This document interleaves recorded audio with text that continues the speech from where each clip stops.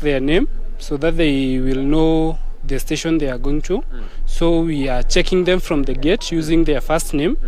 Then when they come into, we make sure there is social distance, we sanitize them. Then we ensure they are in the correct polling station. Okay. Then they are verified using the KIMS kit. Then they go to check their names in the register. Then they are given their ballot papers. After being given the ballot paper, they go cast their vote, put it in the box, and then leave the polling station. There's no indelible ink? There is the indelible ink before they leave the polling station. Okay. Yes. Cumulatively, that process is taking how many minutes? For a particular, the maximum we take for a voter is 2 minutes. That is the voter who has issues with the fingerprints when they go to the KIMS kit. But if a voter has the best fingerprints, they take less than a minute. All right. Yes. What is your projection of the voter turnout? Because I see it's quite encouraging. It's not like the other by-elections. What are you projecting as the voter turnout today? Today we are very encouraged because by now we have a percentage of around 20%, and it's still early in the morning. So we are expecting people to come out and vote in big numbers in these by-elections. It's unlike other by-elections we have witnessed low turnout. In this by-election, we expect people to turn out in big numbers. All right. Demographically, as we wind up, because I see there's quite a number of what you would say old people turning up to vote, and you wouldn't compare that with the number of youth who have come out to vote. Have you seen, the differences in demographics as people come in to vote? I tend to think that the very elderly people, they come out early in the morning. So we are expecting the youth to come out during lunch hour and even during the evening hours. So we expect more people to come and vote and exercise their democratic rights. All right. Yes. Very interesting, and we'll get to see that. Thank you very much, presiding officer in charge of station number 1 at Gashia Primary School, speaking to us about the entire process and how it is ongoing. Very few cases or incidences of insecurity, O'Brien Kimani, although there have been accusations and counter accusations over who wants to rig what election. But we are in Gashia Primary School. This is the voting area for the Jubilee candidate Kareri Njama. He was supposed to vote at 10. It's minutes after 10. We're still waiting for him, and I'm sure after he's done, he will do a live press conference, and we'll be sure to bring you those details. O'Brien? Very well. I mean, it's quite interesting. The returning officer is talking about currently a voter turnout of about 20%. There are projections that we're likely to see a national voter turnout in Kiambaa of about in Kiambaa of about 50%. From your analysis on the ground, do you think this is achievable? O'Brien, I can barely hear you.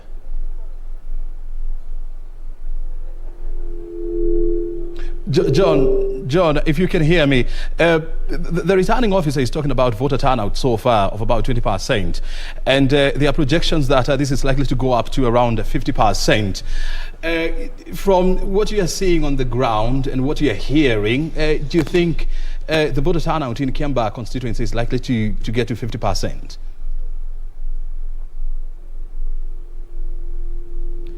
O'Brien, you'll just excuse me for a bit because I can barely hear you. Probably we need to reconnect again. Generally, that's just the feeling around here. If you could just take a little bit of a breather, or continue with what you're doing, and then probably can find reconnection so we can have a flowing conversation in a bit. Audio challenge there, but let's try to reconnect it. But in the studio we have Steve Muguga. He's a lawyer. He's been with us here. He's been helping us understand and interpret all these, and of course make it easy for you to understand. Thank you very much, Steve. For why does Kiambaa election matters? Lovely, O'Brien, and good morning, viewers. Kiambaa election or by-election matters because it is, described simply as the litmus test of the state of affairs on the fallout between the DP and His Excellency the President. It is a test on the status of Jubilee and its two factions, the Kieleweke and the Tanga.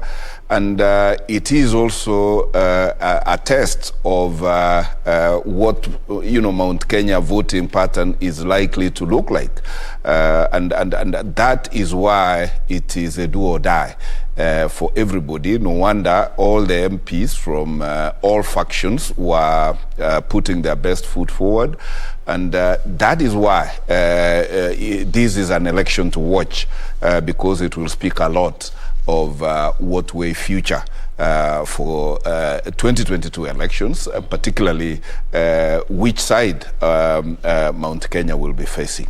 The Mount Kenya will be facing. I'm very sure you can't say this with a lot of certainty because the voting is currently underway. What happens if the candidate wins? Well, whichever candidate wins, of course, it is going to be party after party for the winning team, and it is going to be all tears for those who lose.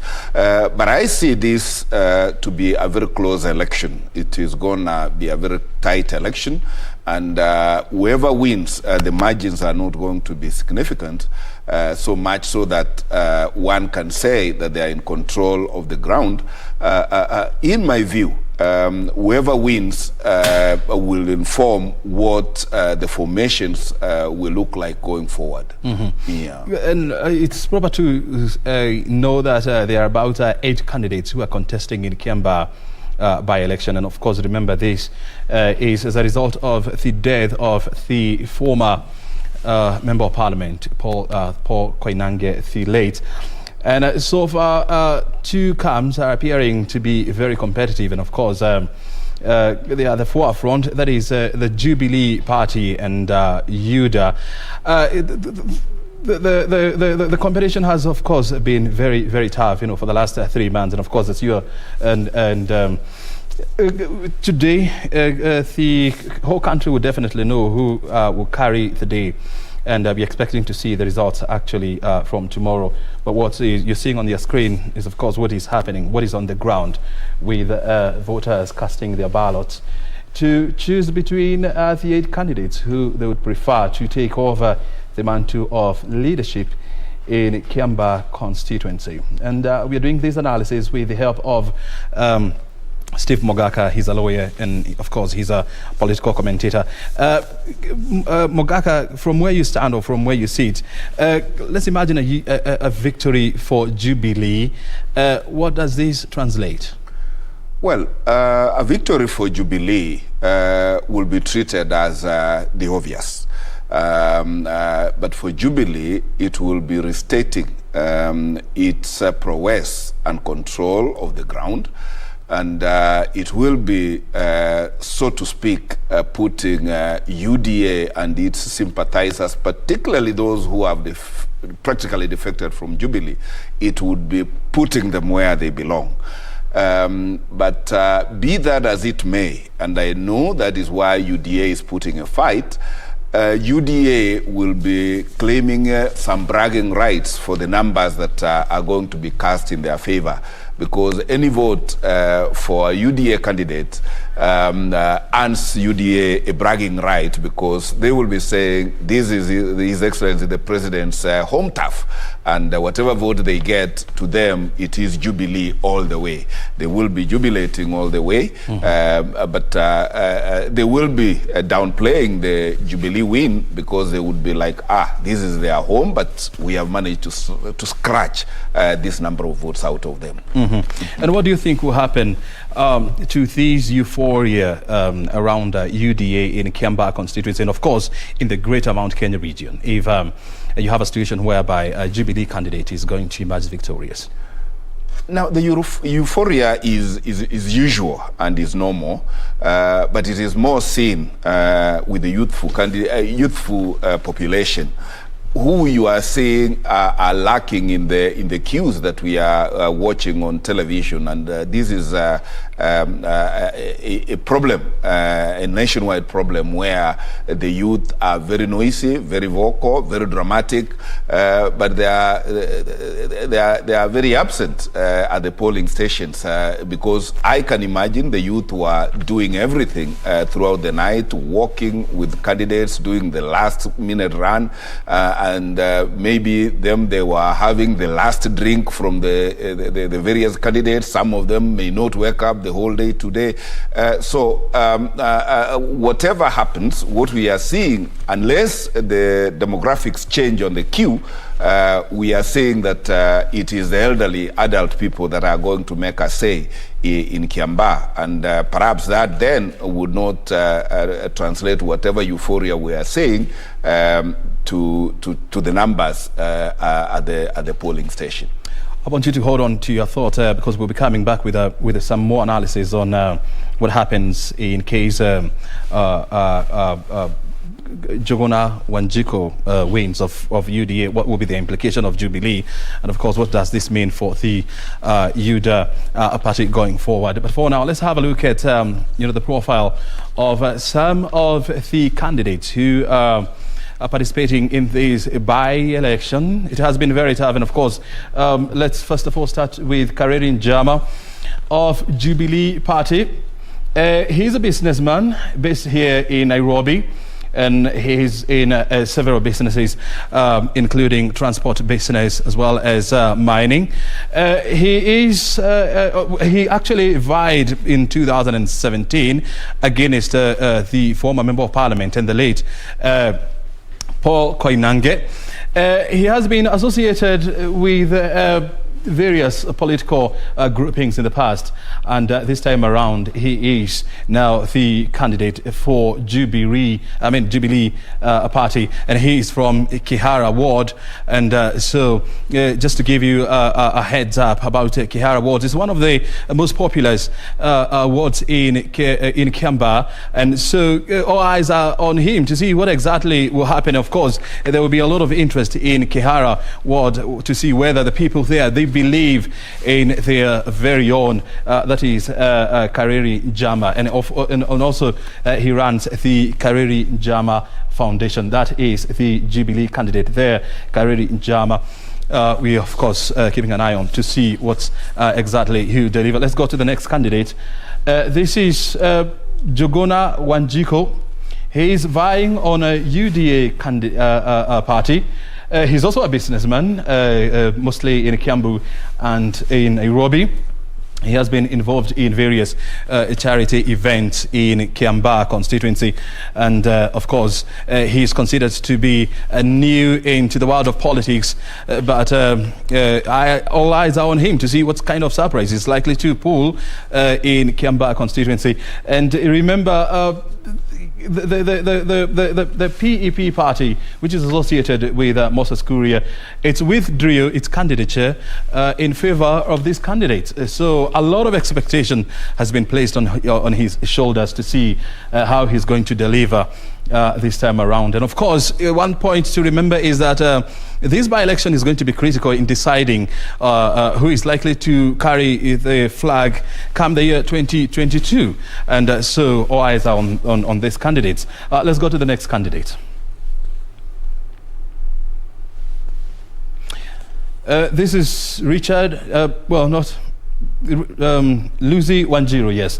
And this is a candidate on Party of National Unity.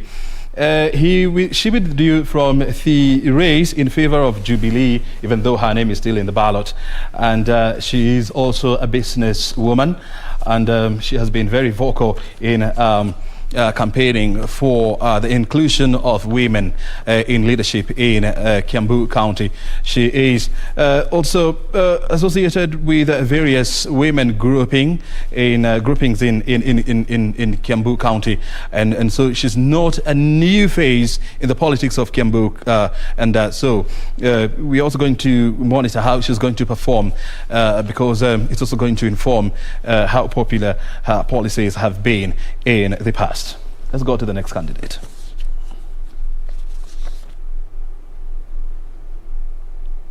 And this is Richard Njoroge. He is running on the New Democrats. Remember in 2017, the New Democrats was also very vocal in Kiambaa County, even though this is what you'd call more of hanging out the stick. Hanging out or too much of the season without so much a stick. In 2017, the New Democrats was poised to be a party to reckon with going forward, but somehow it failed to deliver in Kiambaa County, and so there's a lot of expectations that this time around it may be the era or the season of the New Democrats Party to see what exactly is going to pull through and what kind of punches they are likely to throw. So it is likely to re-energize if at all Richard Njoroge of the New Democrats is going to win. It's likely to re-energize the New Democrats going forward, and so you'd expect a lot of competition going ahead in the 2022. And Richard is a teacher by profession, and he was a former principal of Karuri Secondary School. We still have more of candidates. Of course, we are keeping you an update of what's happening. We'll give you more updates on the candidates, of course, and what they stand for and what is their position on the ground. But let's now go to Muguga, where another by-election is currently underway, where our reporter Nancy Okware is braving the chills of Muguga ward to give us an update of what's happening. Muguga, also remember, is also in Kiambaa County. It has also been a center of intense campaigning by various political groupings. Okware, if you can hear me, good morning.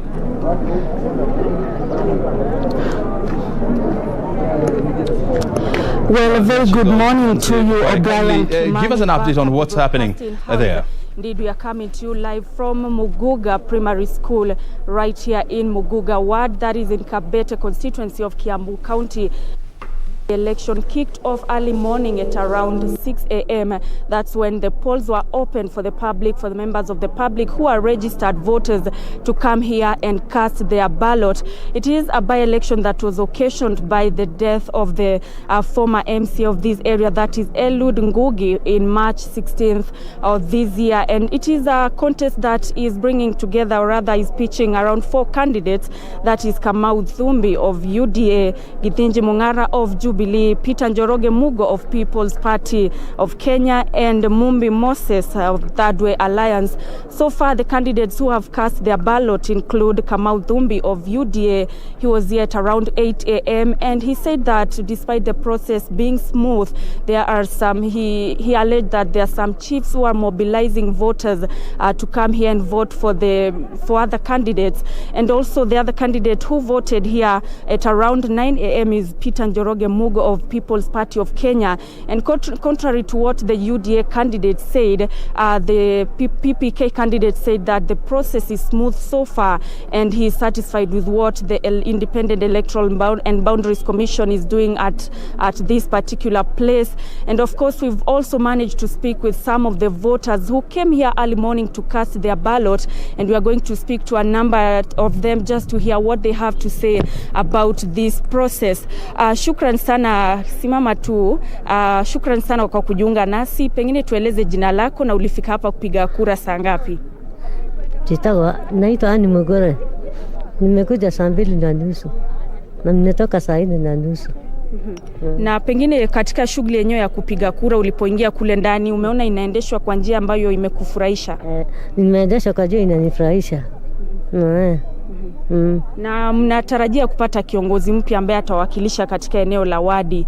Pengine matumaini yenu ni yapi? Ni kipi ambacho mngependa afanye katika kipindi cha mwaka mmoja ambao uliosalia kabla ya uchaguzi mkuu? Katika kipindi cha mwaka mmoja ile tulikuwa tunataka afanye ndio atutengenezee mabarabara, atupatie inaitwa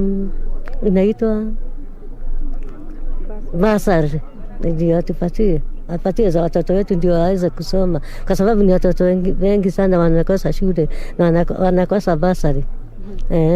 Na pengine tunapoangalia katika eneo la Kiambaa kumekuwa na mizozo ambayo imeshuhudiwa tayari, manake kuna uchaguzi ambao unaendelea. Wito wako kwa Wakenya na wakazi wa eneo hili la Muguga ni upi kuhusiana na kudumisha amani? Kudumisha amani kusema nini? Watu pengine kusiwe na mizozo ama vita wakati wa uchaguzi. Hakuna, sijaona saa ile nilikuwa nimekuta hapa, hakuna. Naam, shukran sana, shukran. Bila shaka tutakuwa tunazungumza pia na mpiga kura mwingine ambaye alikuwa amewasili hapa kupiga kura. Tueleze jina lako na ulifika hapa saa ngapi? Kwa majina naitwa Wilson Kioko. Nilifika hapa si muda mrefu uliopita, kama saa 4 hivi. Ya saa 4 hivi ndio nilivyofika. Na pengine umepanga laini kwa muda upi na shughuli yenyewe imekuwa gani? Kuja kuwa na laini, nashukuru sana, haswa katika kituo ambacho nilikuwa napigia kura hakukuwa na laini, walikuwa wanafanya kazi kwa wepesi. Yeah. Matumaini yako ni yapi kutokana na yule ambaye ataibuka mshindi leo hii? Ni kipi ambacho ungeona ungependa kifanywe tofauti bali na yale ambayo pengine kiongozi wa awali alikuwa hajatekeleza? Kile ambacho naweza muombea ni kila laheri, lakini ingawa tunajua zote bajeti ilikuwa ishasomwa. Kwa hivyo bajeti sidhani kuna kiwango cha fedha atakuwa nacho kuendeleza kazi. Labda tuendeleze kazi na miradi ambayo ilikuwepo hapo awali. Akiendeleza hivyo hatutakuwa na shaka bila tu kumunga mkono katika kuendeleza kazi ambayo ilikuwa imetangulizwa na mtangulizi wake. Yeah. Na mwisho kabisa tuzungumze kuhusiana na swala la kudumisha amani wakati wa uchaguzi. Wito wako ni upi kwa wale ambao pengine hawataibuka washindi kuhusiana na pengine kuchochea wananchi? Wito wako ni upi kwa wale viongozi na hata wananchi kwa ujumla? Mwito wangu ni kuambia wadumishe amani, kwa maana katika mchuano ama mechi yote kama vile tulivyoshuhudia bara la Europa, kuna wale walishindwa. Kwa hivyo ukishindwa sikumaanisha kesho hautaweza. Kwa hivyo wakishindwa wakubali, na zaidi ya yote sisi ni wa Kenya. Tudumishe amani, tukae kwa umoja na tusikubali kugawanishwa katika misingi za kisiasa ama vyama. Sisi ndio tutabaki tu kwa Kenya, na Kenya ni nchi yetu, na kwa hivyo tutaijenga sisi wenyewe. Hawa na siasa tu ni wakilishi wetu, tumewachagua. Kwa hivyo tusikubali wakatutenganisha. Na pia mwito wangu kwa watakao chaguliwa na watakao shindwa ni wakubali matokeo, kwa maana huu ni uamuzi wa wananchi. Naam, shukran sana kwa muda wako. Shukran pia. Naam. Yes, O'Brien, we've been speaking to a number. Yes, thank you so much.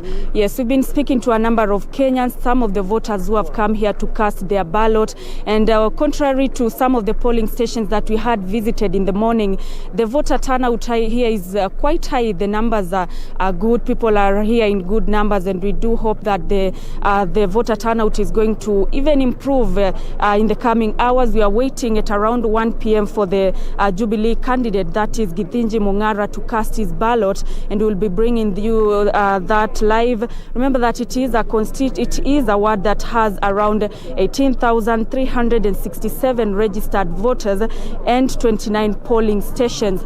After this, the tallying center will be at the Muguga Gatonye Secondary School. That is where all the presiding officers will be taking the votes that have been tallied from the various polling stations for compilation before the winner is announced. That is after the exercise comes to a close at around 5 p.m.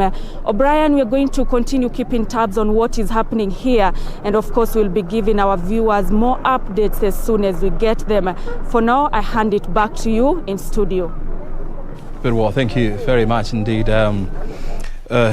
Nancy Okware there in Muguga ward. If I can give you some heads up about Muguga, it's one of the wards in Kiambaa, in Kiambaa County, and it's an agricultural rich ward whereby a lot of poultry farming as well as vegetable farming takes place.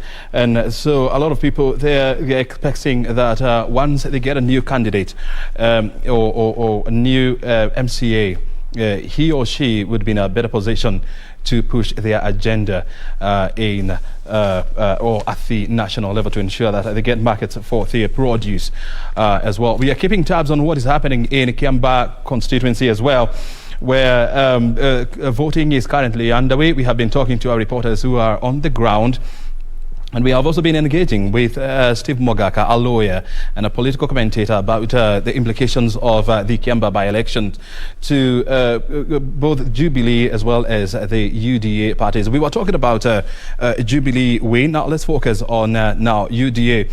What would happen in a situation whereby UDA carries the day in a Kiambaa by-election? Now, if UDA carries the day, it will be a defining moment for Kiambaa County to start with, and then the thinking about Mount Kenya, because so far the UDA candidate is the face of the deputy president, who appears a rebel from Jubilee. And if the UDA candidate then carries the day, the insurrection within Jubilee will have precipitated into now a full-scale rebellion, where the UDA people will be like, if we can take it from the president's county, what can't we do in the mountain? It will be quite a scare on the Jubilee formation as it is now, and we will see how Mr. Murathe, Honorable Murathe and company will have to adjust. But curiously speaking, I did not understand why the Gatundu South MP's party did not field a candidate, because he is the local from Kiambaa, and having a party as he says he does, I should have expected that it is his party that should have fielded a candidate rather than UDA. But I see UDA testing the waters on what amount of support can the deputy president get on his own without a nod from the president. And a win for UDA will therefore build confidence on the deputy president as a presidential candidate, that he can make it alone without necessarily having to rely on His Excellency the President or the government of the day. Mm-hmm. And still on that issue of PEP versus UDA, I mean, you don't think it would have split their votes? Yes and no, because, okay, there are local dynamics, because the wards within Kiambaa have their own preferred candidates. So there will be local votes which will go to whatever candidate that they have chosen, by reason of proximity, by reason of the track record, by reason of the patience other candidates have exhibited in contesting previously. But there are those swing votes, particularly the youth votes, which go with the euphoria. And those are the votes that are going to decide which way Kiambaa. And yes, there may look like there will be a division at the moment, but perhaps it will be a message, a loud message being sent to Kiambaa and Mount Kenya, that they have to choose to work together or go different ways, and the consequences are on the table. Mm-hmm.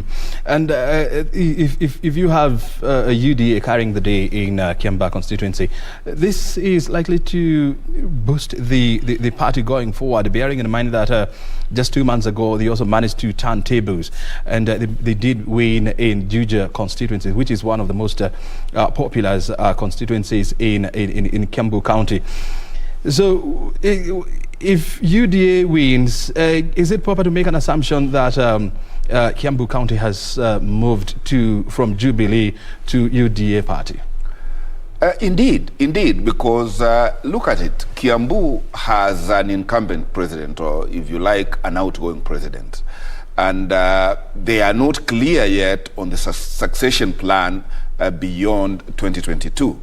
And they expected that leadership within Kiambaa would provide direction. And so far, there is no unanimity on what direction 2022 for Kiambaa in particular, which is who's having the presidency, and by extension the Mount Kenya region.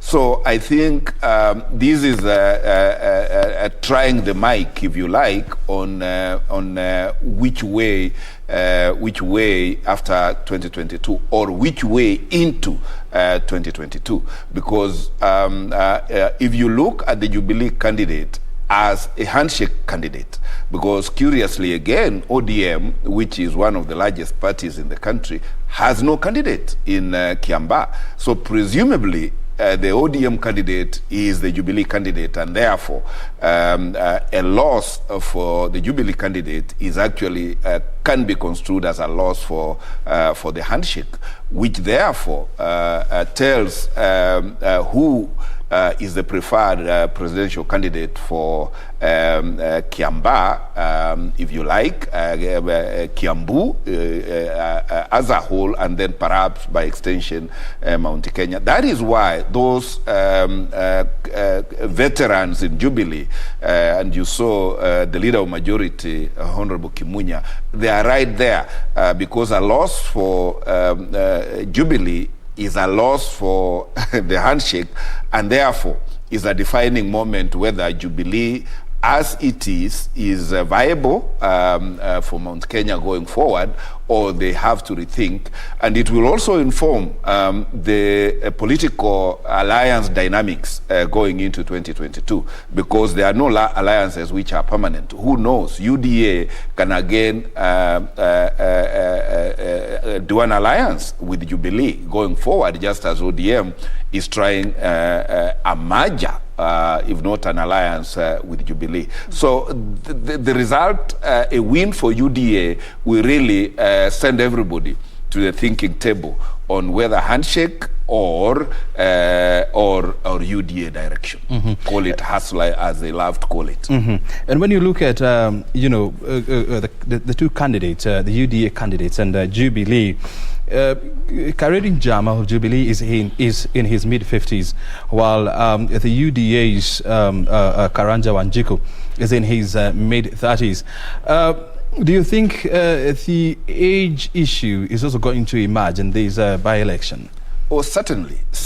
And the choice of candidates, if you look at the age profile of the Jubilee candidate, it is speaking of maturity, they are speaking of continuity, they are speaking of kazi endele. But the candidate choice for UDA is deliberate in that it seems to carry the face of their manifesto.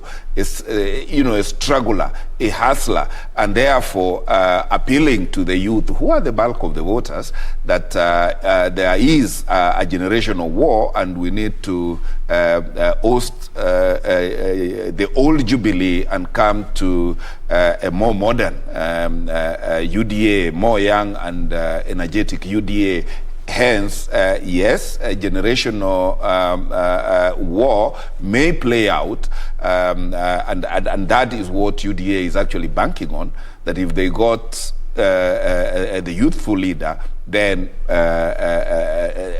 they have demonstrated that their hustler movement is from bottom to up. Bottom up. And when you consider the fact that Kiambaa County, the demographics favors young people, whereby you have a situation whereby 6 out of 10 people are below the age of 45, and fielding a candidate who is in his mid-50s, do you think the young people in Kiambaa constituency are likely to look at this issue?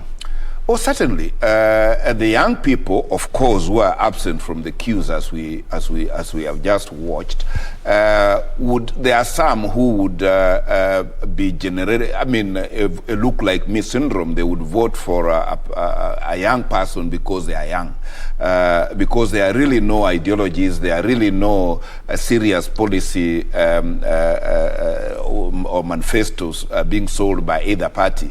But the youth, the bulk of them might think, yes, let us go our way. But those who take counsel would be told that you cannot cut the tree on which you are climbing.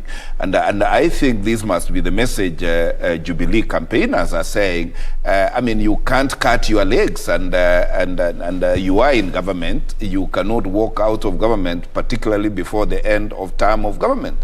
So stick to your government and see it through, because in any case, what would a UDA a parliamentarian in this 1 year do that a Jubilee a parliamentarian would not do? So there are lots of dynamics, and I hope that at the end of the day, the Kiambaa people, looking at themselves, looking at the totality, will make a decision that fits them at the moment.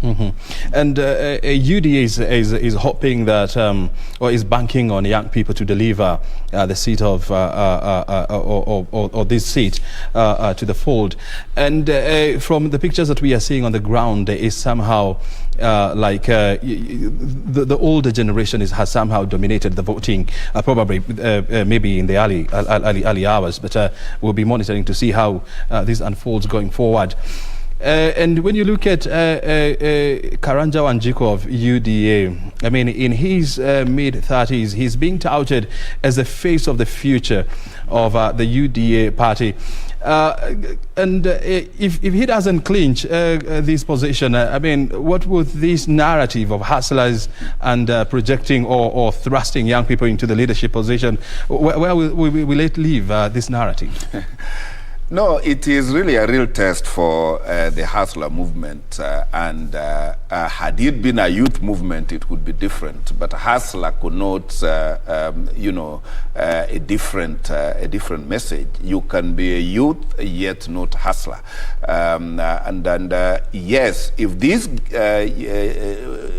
UDA candidate, Youth for Aziz, does not go through, because remember, looking at the registration of voters by Iabc since the last election, it has been very marginal, meaning most of the youth we are seeing may not be having votes to cast, may not even be having identity cards. And this is a problem everywhere in the Republic, and therefore, if youth were to be counted on to propel their own to power, they have a challenge, because they are also last minute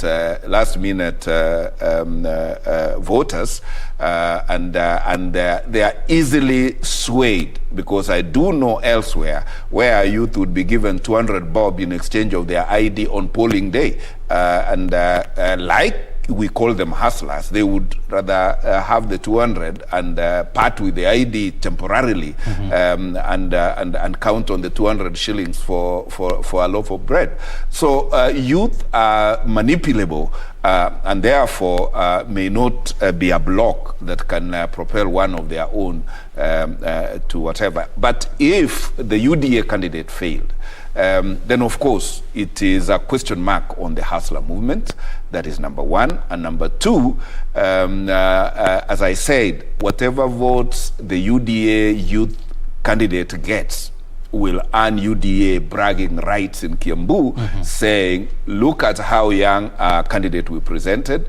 Look at where we presented, at the bedroom of His Excellency the President in Mount Kenya. Look at how many votes we have garnered. So any which way for the UDA, whatever the outcome, they will be banking on the votes cast. And that is what will give them the bragging right around, saying this is how much we can get on our own in Mount Kenya. And yes, UDA may not necessarily be representing the youth movement in this country, but when you look at what they represent, I mean, what they espouse, you know, for example, you know, their party symbol is a wheelbarrow, and they have been going around giving people wheelbarrows. I do not see a situation whereby I'll be giving an older person, you know, a wheelbarrow, because you're supposed to use it to do business around it. So the focus is more so on young people, and no wonder probably maybe that's why they even went for a younger person, you know, to contest against Kareri Njama of Jubilee. Indeed, if you look at the moves and theatrics of the Hustler movement, it is really not about youth. It is really not like Hustler. It is like a protest movement that is being precipitated, and that is where, when you dissect the surgery of the Hustler concept and movement, it does not carry the youth, as it were, because even the wheelbarrow they are giving, which is a Stone Age kind of building or construction equipment or tool, it does not inspire. How I wish that their symbol was like the laptop that the Jubilee government did not deliver to the children, because the bulk of our youth are into internet, are into, that would have resonated a lot more to the youth, particularly those who want to embrace technology and fly. But be it as it may, it is their choice. Coming as they do from Jubilee, because the bulk of the Hustler movement proponents are actually graduates or alumni of Jubilee.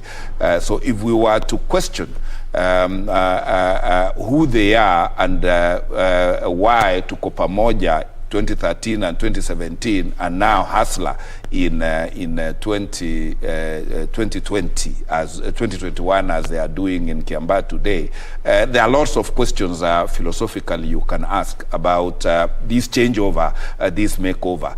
But as Professor PLO Lumumba says, whether you change the forest, the monkeys seem to remain the same.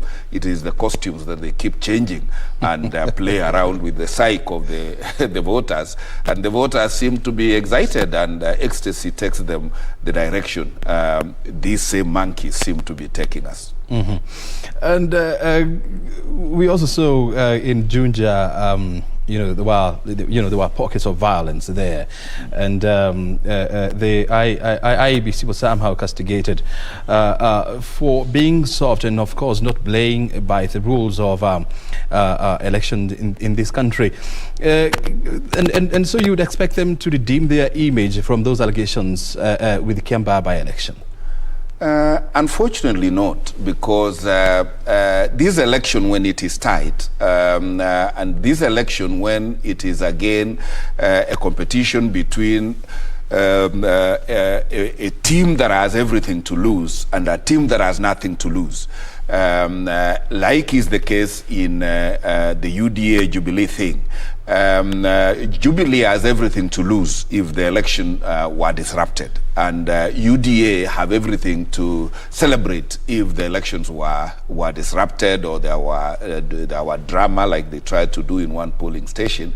And these are political strategies that are always played, and that is why, with the tremendous humility, I think that when a lot of security is deployed to ensure that polling stations are safe and that there is no uncalled for drama, it is a thing that as a country we need to embrace, we need to applaud, because we cannot afford, just because of a by-election, we get people hurt, we get people injured, we get loss of perhaps life, God forbid, and property. And that is the reason why whatever attempts were made at Juja, I do not think will be repeated in Kiambaa, because Jubilee, who are in government, will have everything to lose if there were fracas in any polling station in Kiambaa. Mm-hmm. I don't foresee that happening. Mm-hmm. They will only come and cry that there was too much unnecessary security, but we are better careful than regret thereafter. Mm-hmm. And on Monday we saw the chairperson of Iabc, Wafula Chebukati, saying that Yes, indeed. There were some challenges in the past, but they have tried to put their house in order, and they are confident that they are going to deliver this election without any hiatus or any delays. And we are likely to see the winner of this contest tomorrow. If IABC manages to deliver this by-election without much hiatus or problems, could this be a pointer as to how the country is likely to act in about a year from now, in 2022? Unfortunately not, because a by-election can never be a yardstick of what a general election will look like. Because this is a by-election, this is actually one election in one constituency. In fact, call them two by-elections in one constituency and one ward. You cannot compare that with the 6 elections in every constituency, which a general election is about. Very well. With tremendous respect to the chairman of IBC, these by-elections will not speak about. Very well. I want you to hold on to your thoughts, because now we want to dash to Kiambaa, where the Jubilee candidate, Kariri Njama, has just cast his vote and he's about to give press. Let's now dash over to Kiambaa constituency and get to understand what's happening.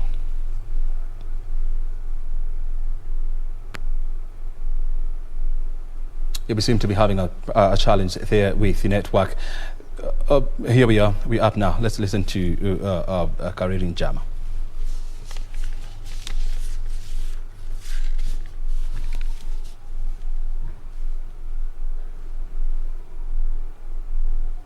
Oh, not yet, but we are still working on that. We'll give it another stab to see whether we'll be able to go to Kiambaa constituency, where Kariri Njama is speaking. Let's try this.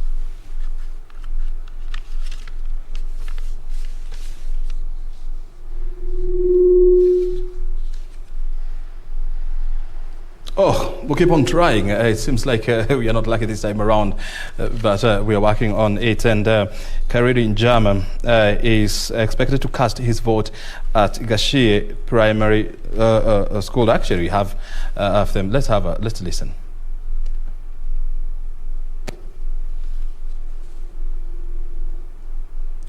The pictures that you can see on your screen is, of course, that is Kariri Njama of Jubilee Party at Gashie Primary School, where he is on his way to cast his ballot. He is one of the 8 candidates who are vying for that post that was left vacant by the death, following the death of the former Member of Parliament, the late Paul Koinange.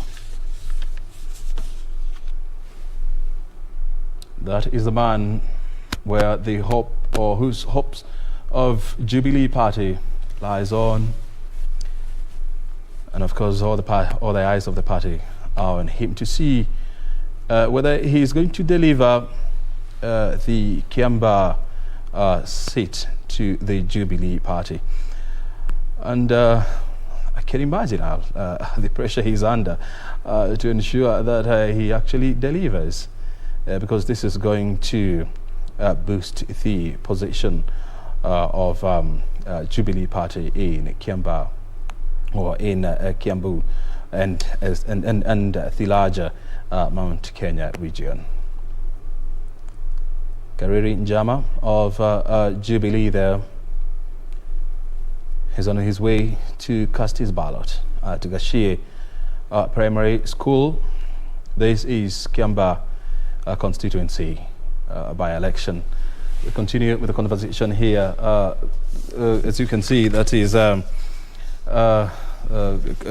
Njama. I mean, you don't want to imagine the the pressure he's under to ensure that he delivers, right? I can imagine, because there's all eyes on him, and he's the face of the government of the day, and he really has to. And you can notice he's flanked by elderly people, as we indicated. Where are our youth? in Kiambaa because they are the majority voters in this constituency. Can we assume that they are working? Well, they are busy working. They must be working. They must be working, or perhaps they are with other candidates. But really, polling stations which are youthless, quite interesting. Mm-hmm. What do you think he's telling? Can you try to think through what he's telling the people who are just beside him there?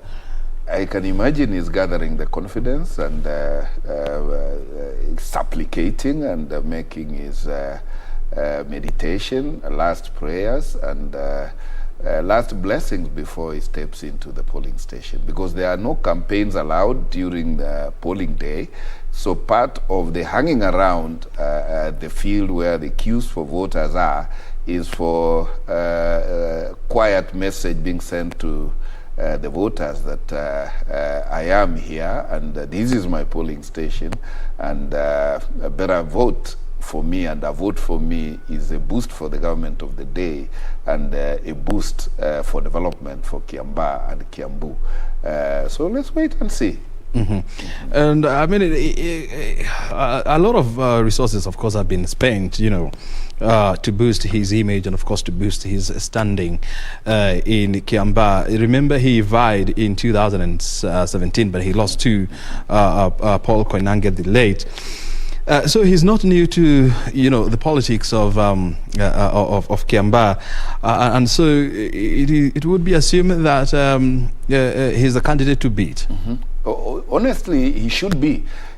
He should be because having been in the ballot last time and having contested not once, not twice, there are usually sympathy votes that come along saying, since this guy was there last election and we opted for the late Koinange, perhaps it is time now to let him complete the term. So there are natural votes, particularly from the mature voters, who would give him a thumbs up. But as usual, the youth live by the day, and they'd rather deal with experiments, and that is why the UDA candidate will be a force, particularly amongst the youths who will present themselves to vote and vote. Mm-hmm. And Kiambaa by election, we have also seen the heavy involvement of politicians outside of Kiambu County. We've been seeing the leader of majority in Parliament, Amos Kemunya there, and the member of Parliament for Kipipiri, which is in Nyandarua County. He has been at the forefront of campaigning for Karirinjama. We have also seen other people like Ndede Nyoro, the member of Parliament for Kiharu, all the way in Moranga County, being very, very vocal in supporting or in trying to garner support for the UDA candidate. How did we end up here, whereby politicians from other regions or other areas would come and vote for, a campaign for a local candidate? O'Brien, when I was young and those times of Honorable Elijah Mwangale, there was a word coined called political tourists. Whenever there is a by-election, normally it is not about the candidate.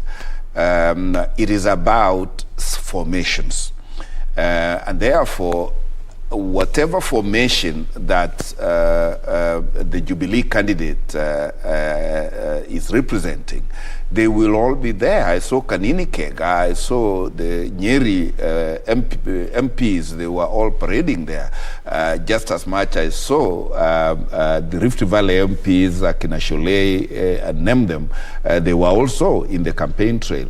So much so that the by-election, and unfortunately by-elections never bring forth the best of candidates. Because they only bring out the result of the two tussling forces. It has always been a two-horse race between the ruling party and, if you like, the opposition. At this election being manifested in the face of UDA. So it is really not the business of the candidates. It is really the business of us who back certain formations, and that is why there have been serious political tourists in Kiambaa. I hope the eateries and mamambogas of that place made business, because this by-election is actually a commercial enterprise for many, and perhaps that explains why the youth are still in the market making their coins. That is why other youthful mamas are in their stalls making their coins, so that they come at lunch break to vote, or come at the tail end of the day to cast their vote. Well, and as you can see on your screen, that is the Jubilee candidate, Kareri Jama, flanked by, is it a young, this looks like a young. It must be a daughter, or maybe a daughter, or his granddaughter, his son or his granddaughter. I don't know. He's there actually, and I want to believe he's being taken through the motions of casting his ballot. So maybe he's having a chat with the people who have already cast their ballots, maybe asking them what has been their undertaking there, and we are keeping an eye on what's happening in Kiambaa constituency, where the by-election to elect a new member of parliament is currently underway. Jubilee party is fielding Kareri Jama. UDA is fielding Jogona Wanjiko. And the other candidates include Richard Njoroge, who is running on the New Democrats Party, Evans Gishia, who is running on People's Party of Kenya. He's a tax consultant as well as an auditor. Willie Kamau, a businessman and a political analyst. You have who is running as an independent candidate. There is Isaac Karomo Mushogi, who is running on Federal Party of Kenya. He's the youngest candidate in the race and hopes to upset strong parties like Jubilee and UDA. His main focus is to revive the youth project in Kiambaa constituency to ensure the young people there they get jobs as well as employment. And also we have Lucy Wanjiru, who is vying on a Party of National Unity party, but she withdrew from the race in favor of Jubilee, even though her name had already been put on the ballot. She's a businesswoman also. And we have David Mogo, who is also running as an independent candidate in Kiambaa. And of course, we're also keeping an eye on Muguga ward, where another by-election is underway to elect a new member of county assembly following the death of the former MCA in that area. And all these areas, we have our reporters who are on the ground, and of course following up on what is exactly happening there. And we're giving you a blow-by-blow account of what exactly is happening in Kiambaa constituency as well as Muguga ward. We are also in the house with Steve Mogaka. He's a lawyer, he's a political commentator, and he's been helping us to make a sense of both these political issues that are going around. And we've been discussing Kareri Jama, who is at Gashie Primary School, is about to cast his ballot. And of course, we also be ready to go there to listen to what exactly he will say once he casts his ballot. And as you can see on your screen, he's being taken through the motions of casting his vote. But let's now go to Jogona Wanjiko of UDA, who is casting his ballot. The pictures are on your screen, actually, as you can see. He's going through the motions of how to cast his ballot, and he's having a conversation with one of the Iabc officers, and maybe trying to understand or trying to get an assurance that everything is fine. You can see him, of course. I mean, he looks pretty young, right? Yeah, he's pretty young. But he's surrounded by young people. Yes, so you can say so. Yes, but there are not quite many the semblance of old people. Well, but this is a polling hall. You do not expect so many people in there. So many people in there. I wish our cameraman showed us what the queues look like out there. But certainly he has composure. And I see a young lady, maybe a sister, maybe a fiancée, maybe a fan. Yes, he is there and he's being taken through the voting processes. And I think if I were him, I would have carried my vote on a wheelbarrow so that... you try to dramatize the process. To dramatize it. No. Actually, what you are seeing on your screen, on your left, that is where we have a UDA candidate, Jogona Wanjiku. He's casting his ballot at the Mbegwa polling center.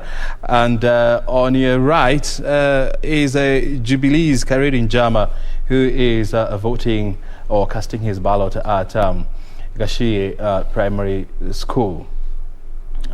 So those are the two horses, actually, as one would say. And as you can see on your right, the Iabc officials are scrutinizing his documents, and now he's about to put his thumb to the paper to confirm that he has actually voted.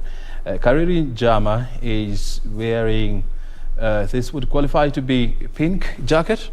Oh yes, and this is pink, jacket, right? Yeah, it is a pink jacket. Pink jacket, and the UDA candidate Karanja Jogona is wearing a golden jacket. Sure. Is that right? Yes, that is right. And he also has a cap on him, and a mask. And it seems like they are doing these at the same time. They are doing is a parallel voting, and I think that is why KBC should be commended, giving us live 2 screens at the same time. Where else would you watch this other than on this national television? It can't get better than this, I guarantee you. Oh yes.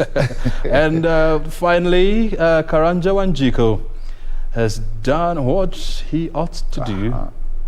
And the ballot. Let's see, has he? Oh yeah, there he goes. Jugu is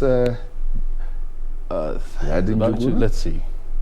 Is it closed? Oh yeah, now it's open for him. Let's see. That's the historical moment for UDA candidate Karanja Wanjiku. There he goes, flashing his ballot paper, about to dip it into the ballot box. On the other end, Karerin Jama of Jubilee is also up. And there goes the ballot paper, almost in, and there you are, finally in. And Karanja Wanjiku finally has cast his ballot, looking quite emphatic, right? Oh yeah, I was telling you, I mean, he's in the company of young people. Yes. Oh yes. Yeah, and also espousing the looks of a young person, there with a baseball hat. And his fingers getting marked in, to show that he has finally cast his ballot. He's now emerging out of the hall. Let's see whether he have any word with the press. There goes Karerin Jama, also with his ballot paper. He's about to do what he ought and what he needs to do. He goes to the booth, and let's see. It's quite unfortunate we wouldn't be able to see who he's going to tick for. Yeah. Oh sure. It's a secret. Yeah, it's a secret it's process. A secret ballot, and obviously will take for a candidate of his choice. I hope he chooses himself as this candidate of choice. I hope so too. Yeah. There goes his ballot paper, and let's see. He's about to cast his ballot, and on the other end, at the Muguga Primary School, the UDA candidate is about to give a press a statement. I'm just wondering how the two will be done, if at all they are going to talk at the same time, and this is where the media. There you have it, about to drop the ballot into the box. But oh my goodness, I wish he could do this first. Let's first of all listen to the press by the UDA candidate. Lines wenye wako nyumbani na waomba wote watokezee wakuja wapige kula, na najua ya kwamba kila mahali ambapo tumetembea kuna amani, hata kana kwamba kuna watu ambao wametumika sana from our other opponents, wametumia the chiefs and other members of parliament, and as you heard yesterday, PLO alisema ya kwamba hakuna mbunge ambaye ameruhusiwa kukua akitembea kituo chochote cha kupiga kura, but that is not the case. Sisi tumejirestrain, but wale wengine bado tunawaona katika vituo za kupigia kura, but tunaambia watu wa Kiambaa ya kwamba kazi tumefanya mingi, wakati huu waamke wapige kura, na ili wahakikisha kwamba mbunge ambaye wanamtaka ni yule ambaye watampigia kula wao wenyewe, ambao there is a lot of voter bribery huko nje. Tumeona magari mingi, machief pia, lakini naojua watu wa Kiambaa watapiga kura mahali ambapo wanataka. That's all. Okay. Thank you very much. First and foremost, we really want to commend the IBC. The exercise has been very smooth and very well organized, and we are very happy. And this is a confirmation that the IBC can be entrusted in the next general election. We, however, want to condemn in very strong terms the massive bribery by the members of the National Government Administration, chiefs and assistant chiefs, who have 500 shillings notes. They are all over the constituency, bribing voters, intimidating them to vote the Jubilee candidate. But we are grateful that the people of Kiambaa are eating the money and voting right. The people of Kiambaa have refused to be intimidated. And I think the outcome of this by-election is a pointer to what is going to happen in the next general election. So we want to thank the people of Kiambaa for being peaceful. Despite the provocation, they have remained peaceful. Both from UDA and Jubilee, they have refused to fight each other for the time we have been campaigning. There were fears that outsiders could be brought this afternoon to come and disrupt the exercise. We want to urge the government, we want to urge the National Police Service to protect the people of Kiambaa, to make sure that we have sufficient security to accord each and every voter an opportunity to cast his ballot peacefully, so that at the closure of the exercise, people can go home and wait for the results. And we trust that our government will be responsible and not to allow goons from Nairobi to come and beat up the people of Kiambaa. Specifically, we want to appeal to our president who comes from this county. The people of this county voted for him to a man. It will be very sad if you were to allow people from Nairobi, from Kibra, and from Mathare to come and beat up the people of Kiambaa. The people of Kiambaa themselves are peaceful, and they have agreed that they are competing peacefully and they will not fight. Let us not get outsiders coming here to fight. We want to tell the chiefs and assistant chiefs who are being used for this exercise, one day they will be held to account. It's against the law. They are civil servants. They are not supposed to participate in politics. Bribery itself is a crime under the law. And we have asked our people to take videos and photographs, and one day after the next government they will be held to account because it is wrong. We, as UDA leading members of parliament, have kept off. We have just come here for the voting and we are going away.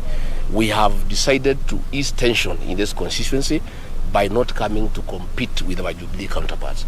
I wish they could do the same. Leave the constituency, let the people of Kiambaa vote. We were here campaigning, we closed the campaign, we all went away.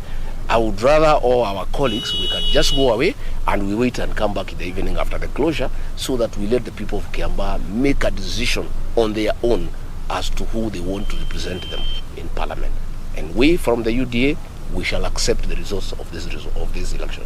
Whatever is the outcome, as long as it's going on smoothly and there is peace, we shall be very happy with the outcome. Okay. Sorry. Regarding Gachagua, they're flanked by John Njuguna Wanjiku of UDA. Quite interesting there regarding Gachagua, who was elected on the Jubilee Party, accusing the Jubilee people of intimidating voters in the Kiambaa constituency. This is funny. Indeed, it is funny, and that is the way of politicians. And regarding Gachagua, indeed, a Jubilee elected MP, himself a political tourist in Kiambaa, and speaking even more than the candidate, and you would wonder whose show is it? Is it regarding Gachagua from Nyeri, or is it for Njuguna of UDA Kiambaa? These are the drama. They always say it is the other one who is not right, not me. But all said and done, the statements by Honorable Gachagua are very lauded, and you cannot make such grave allegations on national television, casting aspersions on provincial administration or the chiefs and other administration without evidence. If there were any such cases, just hold on to your thoughts. Kariri Njama now is about to speak. Now let's take you back to Kiambaa and listen to Kariri Njama of Jubilee Party after casting his ballot. The rain speaks it all, that we have been blessed by the Lord and the people of Kiambaa, and we are very confident that this is our win. We have done that with a lot of prayers, talking to our people, and the support from His Excellency the President and the party, Jubilee Party. And trust me, we are going to take this as an opportunity to ensure that Jubilee Party is the party of the people of Kenya. Yep.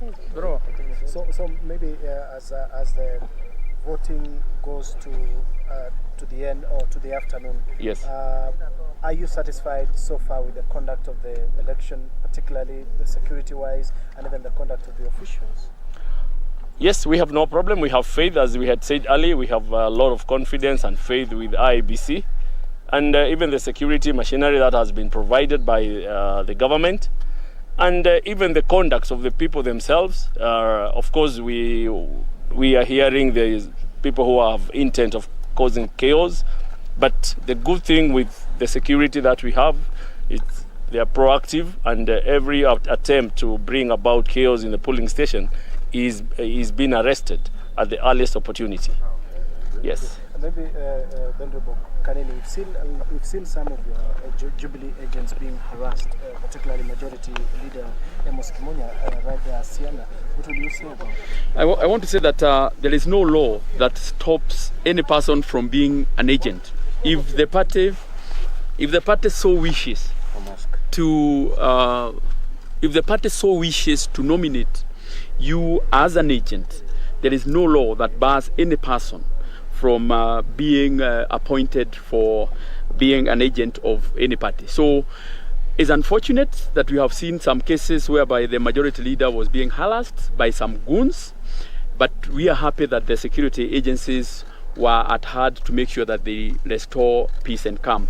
We know with their tracks, because they want to cause mayhem, and especially in our strongholds, and they have sensed defeat, but we know for sure that the will of the Kiambaa people will actually prevail, and prevail in a manner that will tell the world that Kiambaa people have spoken, and they have spoken to support and elect their member of parliament of choice, none other than Honorable Kariri Njama. Thank you. Maybe for Sauti ya Mama, tell us, we've seen a lot of women. Sauti ya Mama? Yes.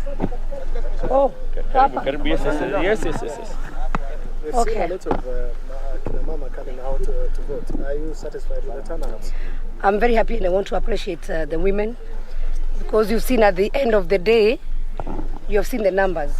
Women have the power and the potential. And I think that also speaks to us so that we engage the women more. And I want to appreciate the people of Kiambaa because we have seen peaceful elections. And even the people who are trying to come and bring chaos, I've seen them coming out early. I was in police station as early as 6, and they were early. And I can see that by the end of the day, by 4 or 5 p.m. we'll finish. But I also want to urge the ones who are watching us at home, if you have not casted your vote, we kindly remind you that this is an ongoing process and we'll be closing. So it's important that you cast your vote, because lack of casting your vote, you give another person an opportunity to elect a person that you do not want. But so far, so good. We thank God. We have prayed. We did everything, and even for now we're in prayer and trusting God that this victory belongs to Kareri Njama. This victory belongs to the Jubilee Party. Thank you. Kikuyu kidogo. Rafiki zenu. Kareri Njama na What you're seeing on your screen are what exactly is happening at Gashie Primary School, and where Jubilee candidate Kareri Njama has just cast his ballot, and what followed next is that press briefing there. Interestingly enough, we'd also seen the briefing by UDA candidate in John Njogona Wanjiku. And what is striking is the fact that the person flanking or who flanked Karanja is from Nyeri County in the name of Rigathi Gachagua, the Member of Parliament for Mathira, and flanking as well the candidate for Jubilee, that is Kareri Njama, is also another politician from Nyeri in the name of Kanini Kega, who is a Member of Parliament for Kieni, also in Nyeri, and as well as Sabina Chege, who is the woman representative for Muranga County. This is very interesting. How comes we didn't see, local politicians, or side by side of these two candidates? Very strange. I can see that the political tourists are actually flooding Kiambaa. It's surprising that this is happening, of course, without the presence of the Kiambu politicians, and perhaps for the ones from Kiambaa, we trust that they were at polling stations voting, or perhaps they are the agents at the polling station. But it is extremely interesting because during polling day, strictly speaking, the law requires only voters and or agents to be at the polling stations. I doubt whether Rigathi Gachagua is an agent. I doubt whether Kanini Kega is an agent. The agent was actually the leader of majority, who we saw exhibit his letter of appointment by Jubilee. And that is Amos Kimunya. And curiously, Rigathi Gachagua was talking of there being voter bribery. Now the Jubilee team is talking of expected or suspected violence to be done. Any which way, I think these are unnecessary political statements, and I think these senior politicians need to exercise restraint on a polling day like today, so that we front more the candidates and what they are going to do if their vote translates to a win. And that is really what the hope for the voters and the electorate should be. And that is the hope of the rest of Kenya, because whoever is elected from Kiambaa is actually coming to legislation of national in the National Assembly, and whatever legislation he makes is going to impact on everybody in this country and elsewhere, and that is why it is everybody's business, and that's why I commend KBC for bringing it live for every citizen to see what quality of legislature is coming out of this by-election. And of course, it is proper to put it on record that so far we haven't witnessed any cases of violence or bribery, as and those the personal opinions of politicians on the ground, and we believe that the necessary agencies will take, or the right agencies will take this and handle it accordingly. And of course, as Steve is saying we all call for political restraints because at the end of the day, elections come and go, but Kenya is here with us to stay. You're watching us live from Broadcasting House. We're taking a short break. We'll be back with more analysis. Stay right here.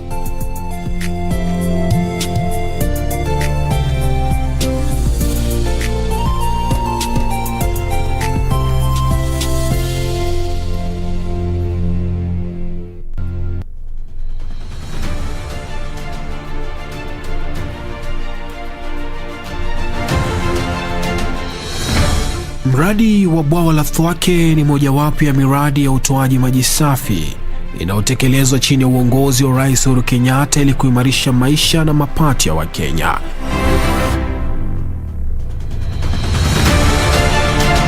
Wiki hii kwenye Project 254, bila infrastructure huwezi inua hali ya maisha ya wananchi, huwezi upate kazi. Bila maji haya ambayo tunafanya, hatuwezi tulime sehemu hizi ambazo tunajua tuko na udongo sawa, lakini ukosefu ni maji.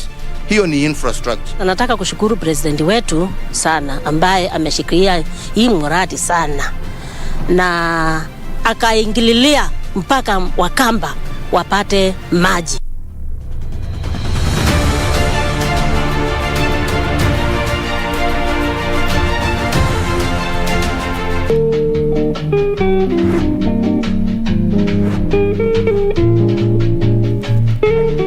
Mheshimiwa alinipatia ngili 10 na nyinyi mnaandika ngili. Ha? Wewe ni nani? Wewe usiniite. Samson na Delila. No. Na umefikishwa hapa kotini mara 3. Leo unakubali ama unakataa? Nani akubali? Siwezi kubali vitu. Mashtaka yote mawili. Nakataa zote mimi mheshimiwa. Mashahidi wapo. Yes. Anasema wewe usinichoke kwa hakusema mambo ya kukuonga. Hata mimi sijasema vile unapelekanga.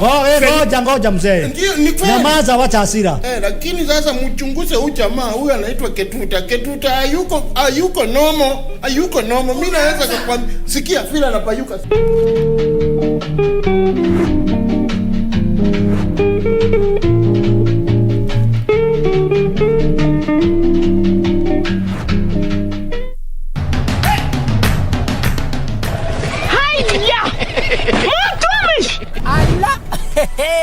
Nissan Serena ndio hii. Na unaweza kuwa wewe ndio tunapikia simu. Kodi ya Nissan Serena ni NS. Alafu kisha kwenye amount ni 50 bob. Hii Nissan Serena tunakupatia na shilingi 50. Kujiunga na QuickBid ni rahisi. Enda kwenye M-Pesa, bonyeza paybill kisha weka business number 4032353. Kwenye account weka kodi ya bidhaa unayotaka na bid yako ya chini zaidi. Kwa mfano TV 16. Kisha weka shilingi 20 tu kama idadi yako. Weka bid yako pia kwenye www.quickbid.co.ke. Kumbuka, bid ya chini zaidi ya kipekee ndio hununua. QuickBid, bidhaa bora kwa bei ya chini. Siri za maisha. Siri ya kwanza ya maisha ni kujifunza kusamehe. Ya pili ni kujituma. Ya tatu ni kujifunza. Ya 4 kukubali mabadiliko. Ya 5 kuweka akiba. 6 kutokufa moyo. Na 7 kumtendea mwenzako jinsi ungependa akutendee wewe. Ili kupata skiza tune ya siri za maisha, bonyeza *811 *397 hash. Bonyeza *811 *397 hash. This is where it all began. As the mother of broadcasting in Kenya, you can trust KBC to bring you authentic news and programs to your living room. As KBC, we take pride in our unrivaled heritage as Kenya's trusted national broadcaster. Commanding over 92% digital television signal coverage of our country, 23 radio services that cut across our entire language spectrum. Hapa ndio makao makuu ya burudani. A national, regional, and international digital presence backed by the most experienced and top-notch broadcast professionals in the industry. A very good evening to you. The new look Kenya Broadcasting Corporation is truly ahead of the pack. Turn to the mother of broadcasting in Kenya for stories that resonate with our identity, our aspirations as a people united in purpose. Real stories of hard work, of passion, of creativity, of big dreams. Stories that cement our nationhood. Stories that bring us together as one. We take pride in our shared heritage and destiny. KBC. Informing, educating, and entertaining Kenyans as one nation. KBC. Kenya's listening. Kenya's watching.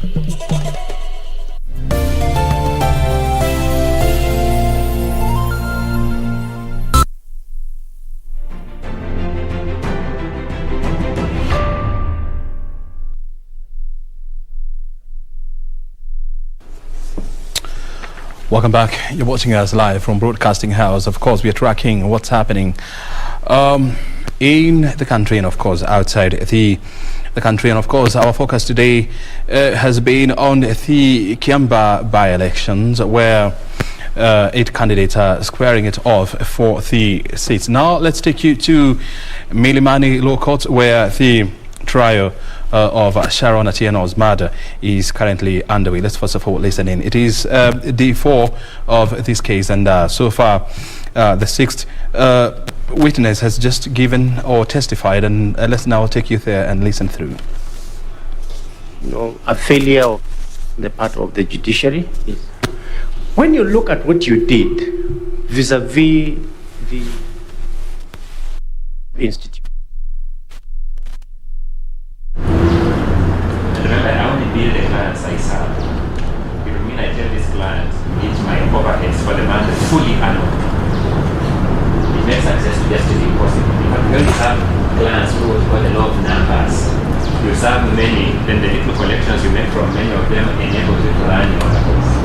That's the nature of that understand. The relief is not fatigue. It remains access to justice impossible to this client.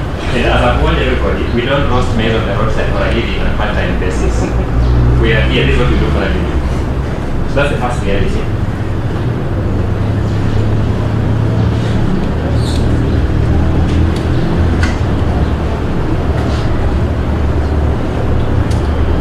And then the reality of the matter is that when we take a week as we have done now, virtually all our officers serve, and that's a reality. Just as a sacrifice we do out of conscientiousness, that we owe a duty to the cause of justice, but it's not like that. Our officers have suffered. There are people who actually are now sending insults to our phones because we are not picking their calls and we are not responding correspondence, and we may be rounded up to the law society because we were here. Having said that, I don't think it's realistic. The prosecutor has 2 protected witnesses. 2 protected witnesses. If we took 4 consecutive days in the new term, like we have done this week, we can be sure that we will finish the 2 protected witnesses and perhaps more, something more. So that one clear burden will be taken from her, the burden of witness fatigue of these particular ones. Then we can thereafter consider another week in the subsequent, so that if we take a block like that, we can make significant progress. And at least speaking for ourselves, for the week we have been here with cooperating to enable the process to take its course, we commit to just that and the lot. So I would recommend that for now, we take a week in the new term.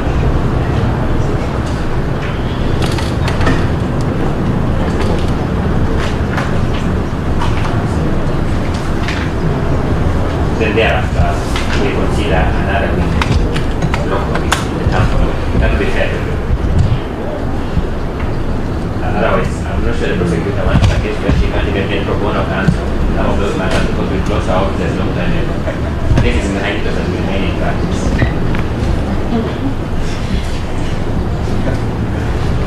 On behalf of the family, should also consider the interest. And then what about the fatigue by the family members? Every time we keep postponing or having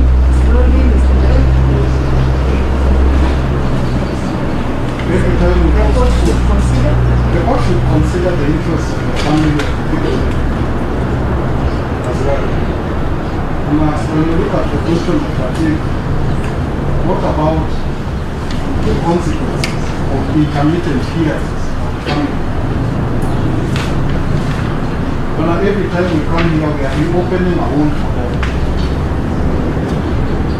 So if we are started in this here, which in essence is we going to spend a lot of time, it does not, it's actually against their interest. You know, you should also, in my very humble opinion, consider the practicability of what the prosecutor is requesting. We are coming to the very lengthy witnesses. Today we have taken close to 3 hours on a witness whose statement was a page. The contents were just a page. If we are to use that and contradistinguish between the witnesses who are supposed to come at the next year, it will take much more time. So to limit ourselves to just a week throughout the entire third term of the court, we may only take 2 more witnesses in my very number of days.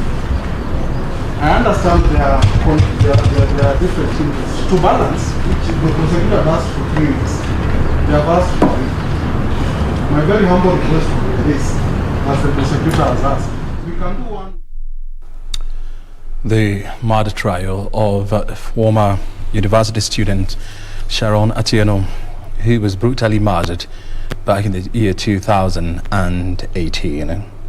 Today is the 4th witness who has just given his testimony. And of course, Elisha Omwono, the defense lawyer there, arguing his case out at the Milimani court. We continue to crisscross the country to give you the latest in terms of news. We now take you to Anniversary Towers, where the Iabc selection panel continues to interview prospective candidates for Iabc commissioner's post. Let's now take you to Anniversary Towers and listen in.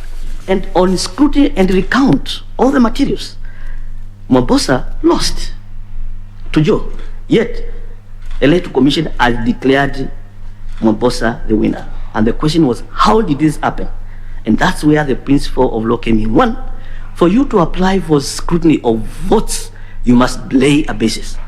And 2, the other principle, because the matter went to the Court of Appeal, was that the petitioner must prove on not beyond reasonable doubt, but above a balance of probability, that the process was not in accordance to the law. That is the standard of proof that came out. And that case is cited up to the Supreme Court today. Standard of proof, you go to section 83, you'll find it there. Originally, it was section 28. That's one case. Now, let me move to the new constitution. I handled the Changamwe election petition recently in 2017. Again, something happened there. In the run-up to the election and the counting of votes, the votes garnered by the candidate who won the election in Changamwe compared to other candidates was more than what was cast. And one polling station was found to have more ballot votes cast than the number of registered voters. That was 1. 2, there was allegation of voter bribery and the use of witchcraft. You have heard that in Mombasa it can happen. And therefore, it was a momentous thing for me to defend the commission, that they handled the matter according to the principles set out in the Constitution. And I was able to convince the judge, not only the High Court, but up to the Supreme Court, that the conduct of the election, although some irregularities were found in the course of tallying and counting of the materials and scrutiny of votes, it did not affect the very outcome of the election. Again, you find that principle in section 63, and it is in Laila Amolo Ondinga 2017 case. Those are two cases I can say I have done, but I've done many. You've done more. Yes. Well, I just needed you to refer to those two cases. Very quickly, Justice, the question of technology, use of technology in electoral matters, you know what the law provides. What would you have to say about the jurisprudence from our courts on the use of technology in electoral matters? Thank you. The use of technology first came in 2013 and 2017. And you and I know that technology is new to all of us. And there has been a challenge whether technology should be considered to be the primary or should be the secondary in terms of election. We have seen rules and regulation require technology. For example, when it comes to identification of voters using the biometric system, or what now we call the Kenya Integrated Management System, the KIM system, how do we ensure they're working? For us to effectively use technology, we must engage other key stakeholders. For example, the people who supply the networks, so that in each and every police station, we have power, which is accessible. In case the KIMs are not working, we have a residual mechanism to restart them. And where results must be transmitted by way of either email or mobile phone, then the presiding officers, the returning results must be in a place where those results can be transmitted. However, technology can fail you. So for us to be able to be adequately prepared, the procurement of any materials that are supposed to be used in terms of ICT must be secured in good time. The law also provides that we must have a committee composed of not only an officer of Iabc, but also a member of parliament, political parties, and other leadership who have knowledge in ICT to ensure that there is constant consultation and improvement towards election time. 3, the audit and verification of the instruments to be used in technology must be done in good time, so that you don't start testing today and the elections are taking up tomorrow and you say it fails. But over and above that, we must have the residual mechanism when you use technology to use the manual system. Why do we say so? My experience showed there are places where somebody cannot be identified using the biometric system. Why? Somebody has been a machine cutter. Thumbs cannot pick it. How do you do it? You go back to our medical, check the register, certify this person there, allow them to vote. So there are those areas that technology must come in as a complementary system. So what I'm asking, Justice, yes, is are you aware of, and you may not elaborate, but are you aware of any case where the question of technology, use of technology in elections was handled by our courts? Yes. In the 2013 elections, there was the failure of technology. The KIM's kit failed. In 2017, in the same place I was the lawyer for IBC, we had a problem. Some KIM's kit failed, and they have to go for alternative methods. Okay, briefly, and as we finish, you know that the question of timelines in election petitions has been litigated a lot. Swala hili limekuwa kizungumkuti. Kweli hiyo ni swali nyeti. What would you say, ungesema nini kuhusu, the question of time in election petition? As a lawyer who has been involved in election petition, dealing with filing, prosecution of election petition is 30 years time. Insofar as the timelines for the MCA, the MP, the senator, the governor, where they say that within 28 days of the results you file the petition, serve it within 15 days, response within 7 days, finish that petition within 6 months, that's okay. But on the presidential aspect, I still find a challenge. A presidential election is a huge thing.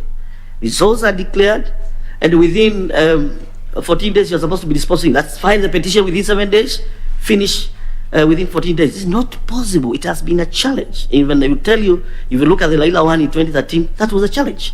About 150 affidavits were struck out.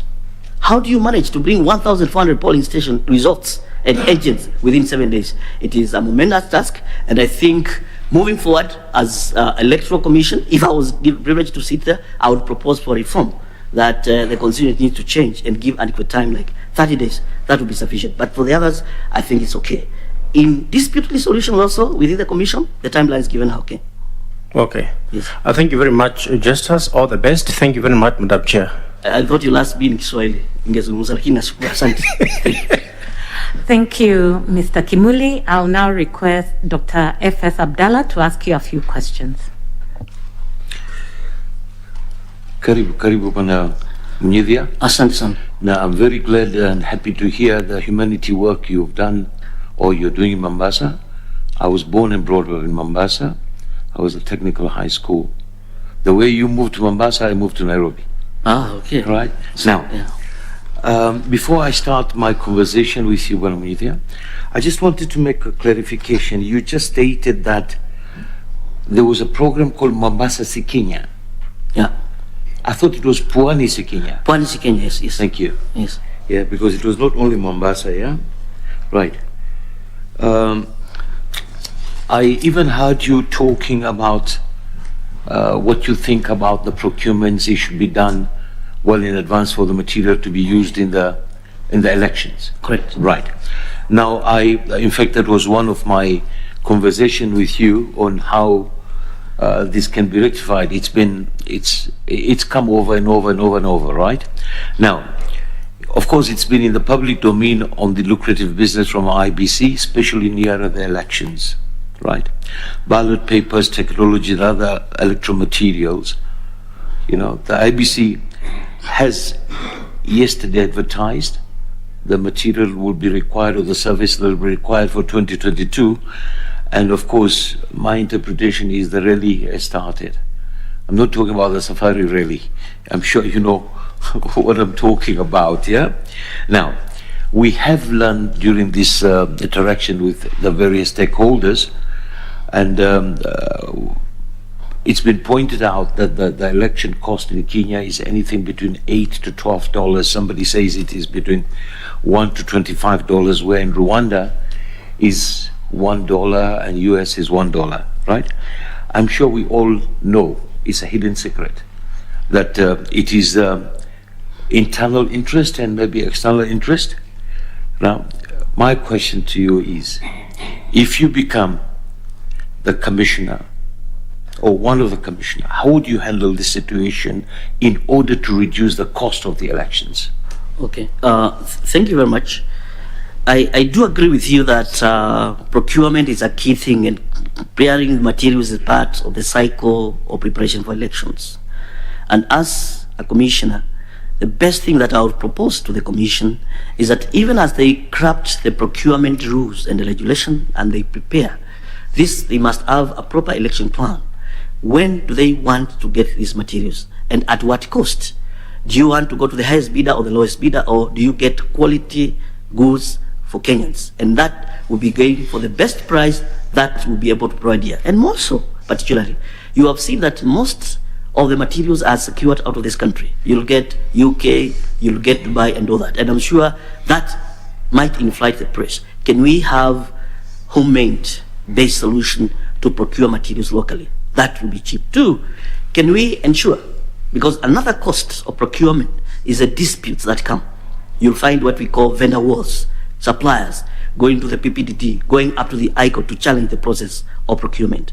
Can we be able to have a tentative dispute resolution when that comes? Because that will also reduce the cost. Yes, but before we let it go there, if things are done properly, maybe the cost of litigations and that might not come.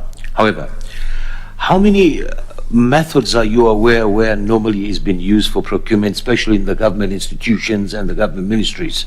From my experience, from where I worked, is that we have the open tender, which is advertised to everyone, which is public. Then we can also have government to government, where an agent is applying direct. And then we can also have what we call direct sourcing, especially when something must be done urgently.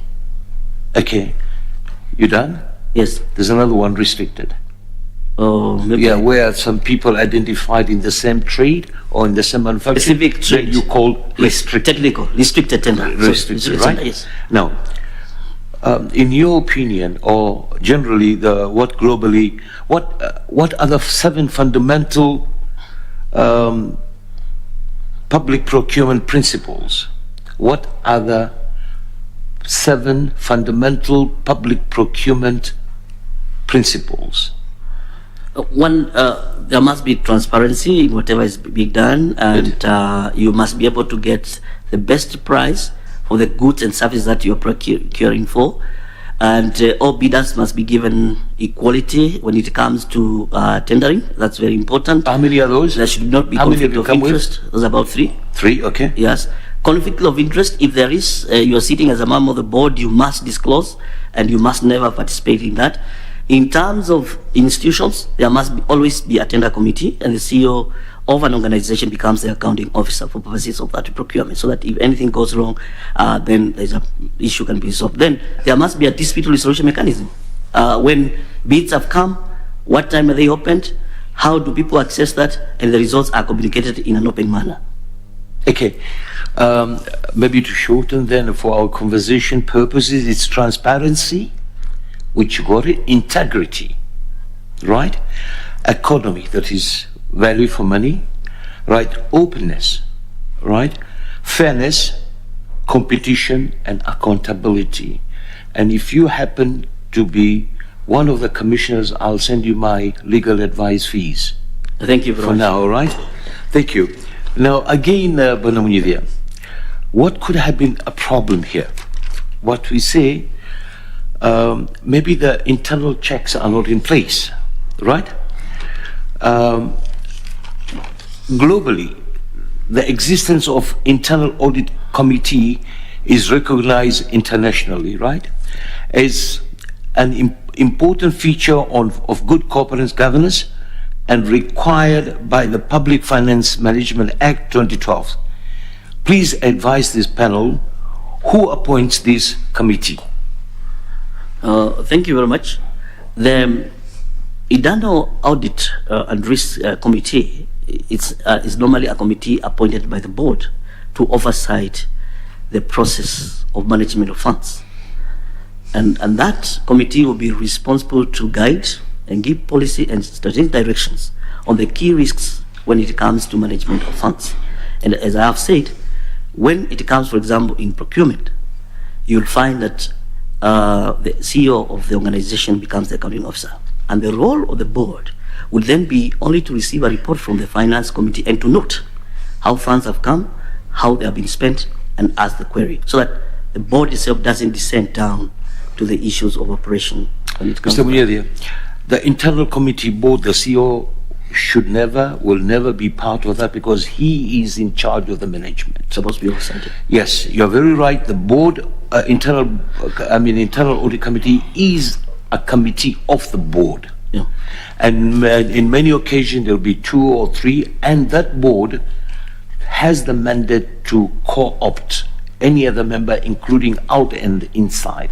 Now, I'm sure IBC could be, or I don't know whether they do have one, and many of these parastatal, because it's mandatory according to the Financial Act. Then what is going wrong, in your opinion? From my research, I think they must be having a finance committee, and if they are following Mwongozo, which is one of the key tools being used in government organization, they must be having audit and risk committee.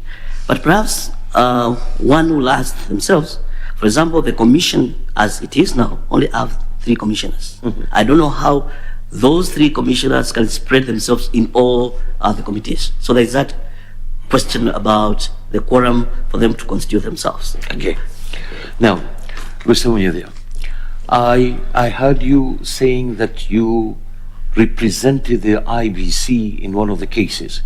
In a number of cases, yes. In a number of cases. Yes. And I'm sure you are aware, we've been reading in the papers in most of these government institutions, the legal fees are quite exorbitant. I'm sure with your experience, when you come there, it'll be one of the things you would like to look at because you are the player on the game. Now,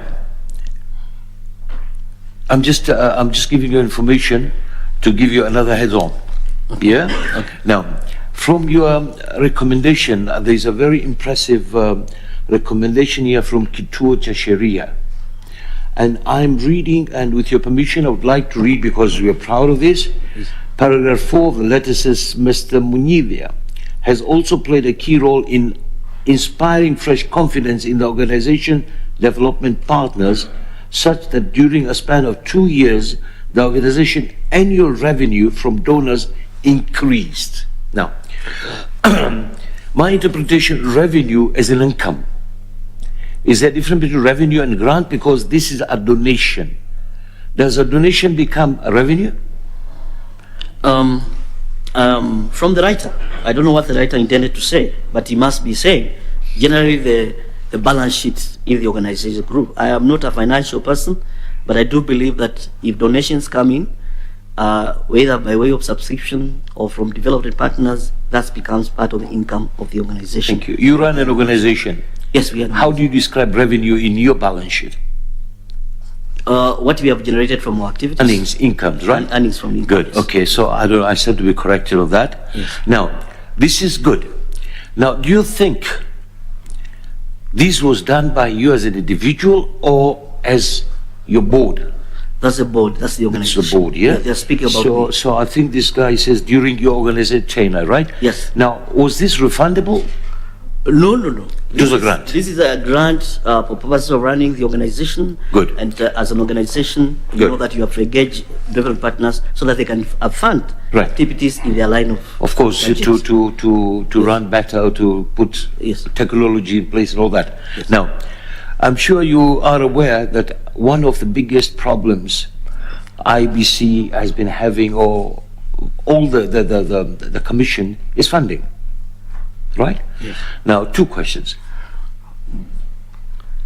In your position, and if you come with this connection, that would you be able to assist to fund in the event there is delays in funding the elections? Yes. In the elections law and in our elections in IBC Act, IBC is allowed to not only get money from Exchequer but engage other developed partners. And how do you do that? Have roundtable meetings. We have embassies, we have international organizations like UNDP who come in and say, we want to support Kenya in this way, in the pathway to democracy. And these are the people you lobby and sit down with them and give the budget. They'll say, we are going to support this budget item. We are going to put this. And this is something that we did when we were in the vetting board. There wasn't enough money to support the work of the board.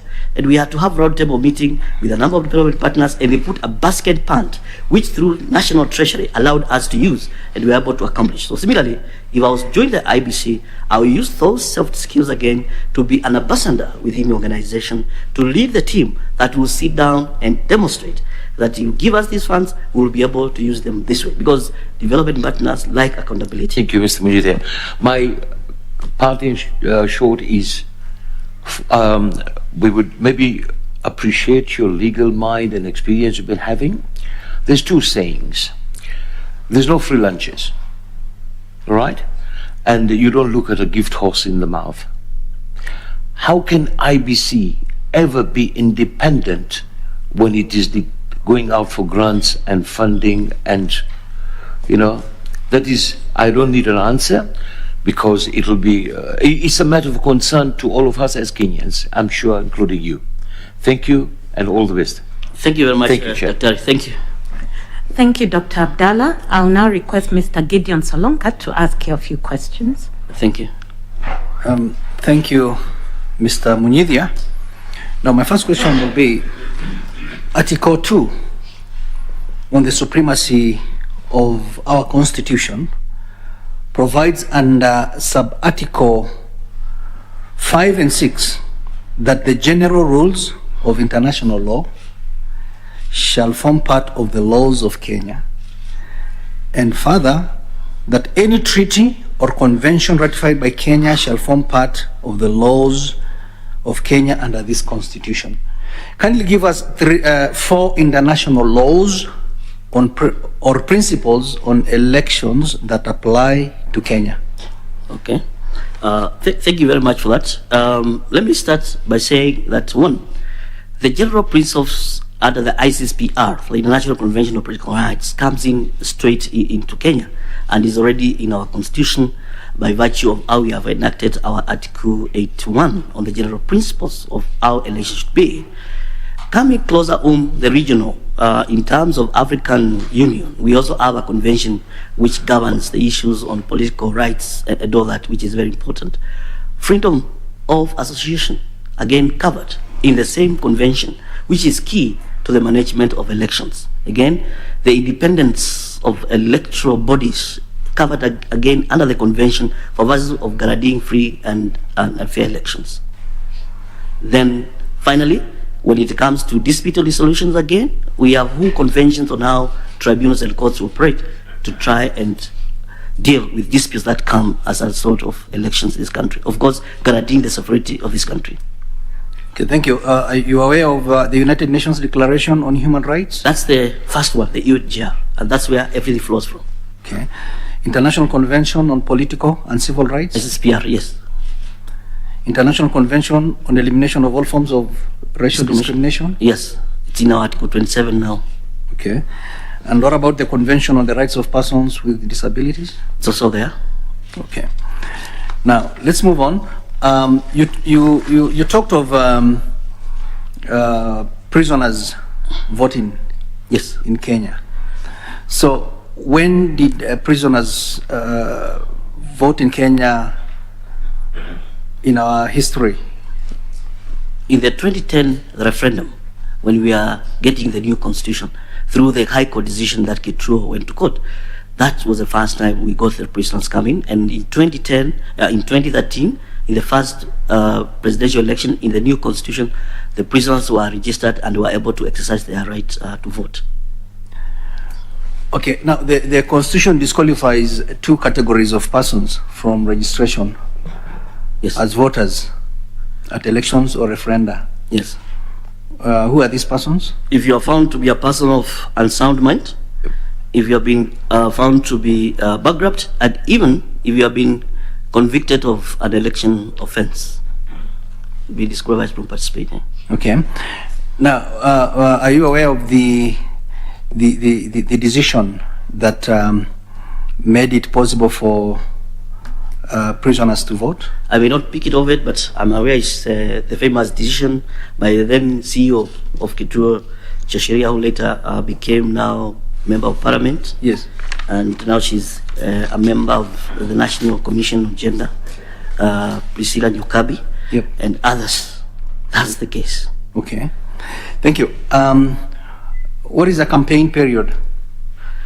Well, for purposes of our elections, we normally declare a window when political parties have finished their nominations within a period of 90 days, then 21 days to the elections. People are allowed now to come and cross the country, canvassing for votes, convincing voters to be able to vote for them, and then 48 hours to the poll day, that period is closed. Okay, having that in your mind, is campaigning in places of worship or during burial ceremonies allowed?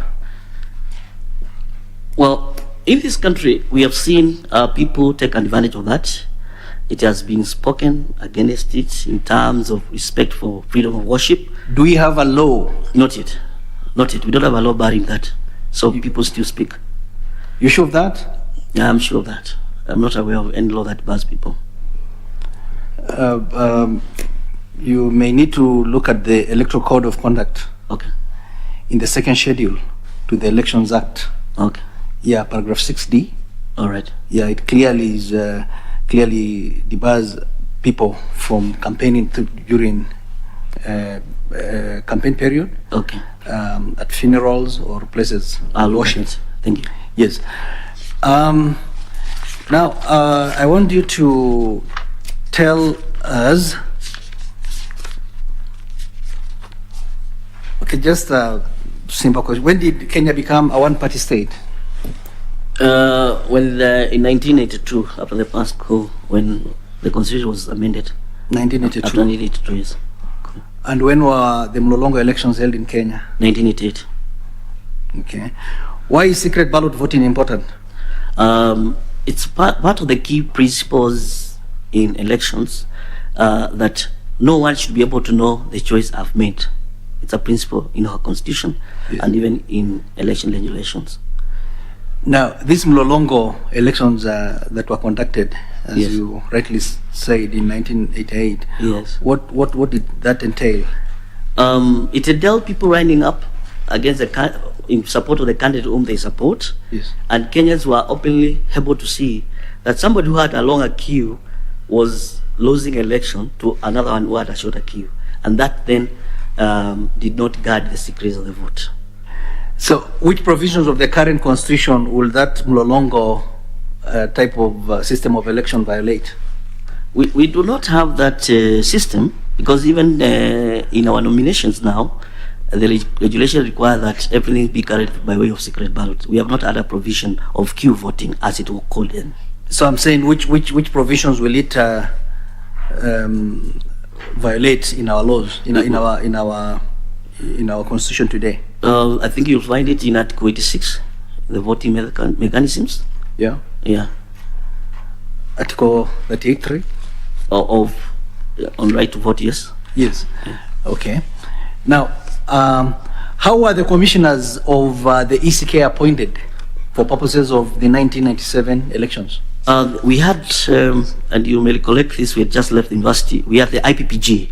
Yes. There was a negotiated package where political parties came together through a parliamentary initiative and nominated persons to join the Electoral Commission and expand it. From being a lean commission of around 9 members, it became 22. Each political party was represented in that commission. Okay. Yes. Can you kindly highlight some provisions of the Constitution of Kenya 2010 that anchor our multi-party democracy? Yes. Kenya is a multi-party democracy. I can't recollect that of it now, but I know there are clear provisions that anchor multi-party democracy in Kenya. Under the Constitution? Under the Constitution. Okay. Yes. This is Article 4(2). Okay. Of the Constitution. Now, what is the threshold for a candidate in a presidential election with more than one candidate to be declared as a winner in the first round? You must get 50% plus 1, and in other words, majority votes in 25 out of the 47 counties. Okay. And what does the term all votes cast in the election mean? That is, all votes cast in an election would include the valid votes, the rejected votes, and the spoiled votes, all tallied together. That's the total of votes cast in an election. So to you, they include the spoiled votes? I've said all votes cast, if you want to tabulate. But if you want to move to check valid votes so that you can determine the winner, then that becomes different. No, I'm specific. That term, what does it encompass? All votes that have been cast, accounted for, and pronounced by respective returning officers. You may in need the to, entry of results, yes. Okay, you may need to look at Raila 1, 2013. Okay. Yeah, the Supreme Court held that rejected ballots papers are not to be counted as votes. Not as valid votes. Yes, not as votes, and therefore the term votes cast cannot and will not include rejected ballot papers. Okay. Finally, let me ask you, you're aware of the laws on suspension of county governments? Yeah, we had, I think, one case, I remember, in the County Governments Act. Yes. Yeah. In our history, how many counties have experienced that issue of suspension? I only remember Makueni County, where our Professor Kibwana comes from. Yes. There was a process, and the tribunal was appointed by Mohamed Nyauga. Mohamed Nyauga was the chair. They went, investigated, and made their recommendations to the president, and the process was restored back. In the period 2013 to 2017, I think the governor was having problems with the members of that county assembly. Okay. That's the only county I can recollect now. Okay. There was another one which also sought to be suspended. Okay, I can't recall that one. Taita Taveta. Okay. You know. That must be recent, after 2017. Yes. That was in its second term. Yes. Now who has the power to suspend a county government? Thank you. The members of a county assembly can be able to move a motion in their county and collect signatures to suspend the county government. So who has the powers to suspend? The citizens. Through their elected representatives. You may need to look at Article 192.1. It's the president. Okay. Okay. Now, name 2 circumstances under which a county government may be suspended. One, if there has been a serious violation of governance, where the executive is not operational, it's not delivering, and that the organs of that county are not working together, then there will be a problem. For example, the one of Makueni, there was the issue of budgetary allocation. The governor, the speaker were not seeing each other, and all those many things. That was one of the issues. Okay. And also in any other exceptional circumstances? It can be. Okay. What is the role of the IABC in the suspension of a county government? Now, once a county government has been suspended, it means that now we go for elections. Seats will be declared vacant, and then we may need now to elect a governor, his deputy, and have a new governor in place. Okay. Thank you so much. Thank you very much. I wish you all the best. Asante. Yep. Thank you, Mr. Solonka. I'll now request Madam Elizabeth Mayo to ask her questions. Okay, thank you, Chair. Yes, Mr. Munyidia. Yes, that's it. Okay, I hope I've pronounced it well. Thank you, yeah. Okay, now I want us to look at the structure of IBC. When you look at the Commission's organogram, the way it is reflected, it is reflecting its governance structure. I hope you have read the 2021-24 strategic plan, it is clearly stated there. You have read it, eh? I've just perused it. Okay, so yes. Please state the main officers in the structure of IBC. All right. That supports its operations. Yeah, we have the commission headed by the chairman and the commissioners. Then we have the CEO, who is the chief executive officer. And then we have key directorates in the organization. I think there are about 9 of them.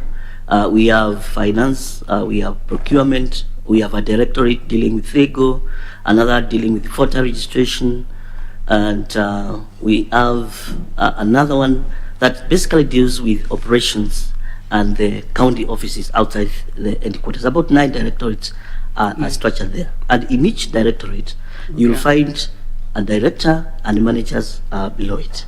Okay, thank you. From these offices, which one is responsible for handling of elections and results in the structure? There are 2 aspects of it. We have a whole organ that deals with compliance, registration, and then we have the legal department, which deals with support services for those directorates. What about results? There is the results for the elections. Yeah. That comes under operations for the elections management docket. Okay. So what are some of the risks in terms of possible offenses that you think IBC officials might commit? And what proactive steps would you take to prevent such offenses from being committed? Thank you. If, for example, an election officer is declaring results and you enter the long entry, that could be an offense. If you knowingly or forcibly give information pertaining to records in the commission, that could be an offense. If you are found influencing or being partisan, that would be not only a breach of code of conduct, but also an offense. And if, in terms of procurement, you are found to have influenced a particular tender, that would be like corruption, you are likely to be charged with an offense. Those are key areas that I think cover the offenses within the officers of the commission. What about receiving bribes? That's corruption. Do you think it is possible that they can receive bribes? That's corruption, yes. Receiving bribes, yes. Okay. So as an IBC commissioner, if you are responsible for overseeing the development of internal communication strategy, what would you include to assist staff to comply with the law? One of the communication strategy. Yes, one of the things we must periodically do within the commission is to have a way in which we remind through our memos and our discussion fora on keeping to the oath of office and upholding the ELCO Code of Conduct. Open forums and through memos for them to adhere to the law. That way, the open discussions will let them understand where is the strategy of our commission and where we are going, because we are supposed to deliver a credible and accountable commission when it comes to the mandate as commissioners. Okay, thank you. So what are the key policies of IBC? There are a number of things that IBC has come up with. We have policies in relation to one, voter education and development of curriculum for voter education. IBC has also come up with policies and also regulations on how to register voters in the diaspora. We have seen that. IBC has also have policies on management of finance and sourcing of finances, procurement, operations, and also establishment of infrastructure, both at the commission and also at the ground, to ensure the presence of the commission within all the 290 constituencies.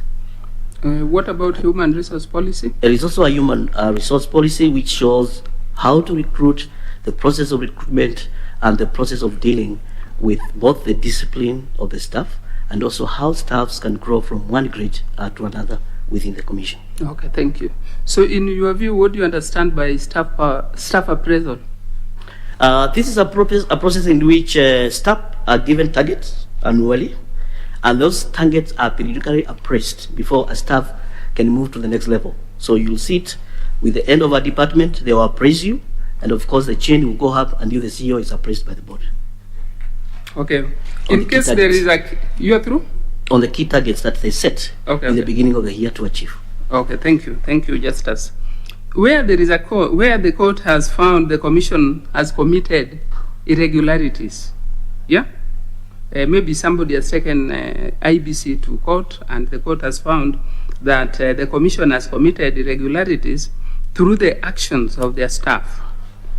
What measures would you take into account, taking into account that you have the performance appraisal matrix which all the staff are aware of? I will need to check the breaches that they may have committed, where you find that the findings by the court are such that they impact negatively to the trust restored on the IBC, then you may need to take that staff through a disciplinary process. In fact, in some cases you may have to relieve some of the staff their duties if you found that they are in breach as found by the court. No person should be condemned and had. You must have a fair administrative action taken on those staff. What about the strategic objectives that you had put in place before you even signed these performance contracts with them? You'll have to check whether within those strategic objectives they were executed the mandate or they were outside that mandate. The strategic objectives? Yes. What about the milestones and deliverables? Because maybe they are being accused of what actually you told them to do in line with them. And that's where we'll come to what we call fair administrative action, give the member of staff an opportunity to explain themselves despite the findings by the court. Okay, thank you. So in terms of risk management, risk is one thing that, if not well managed, can bring an institution down. I hope you agree with me on that. I agree with you. Okay.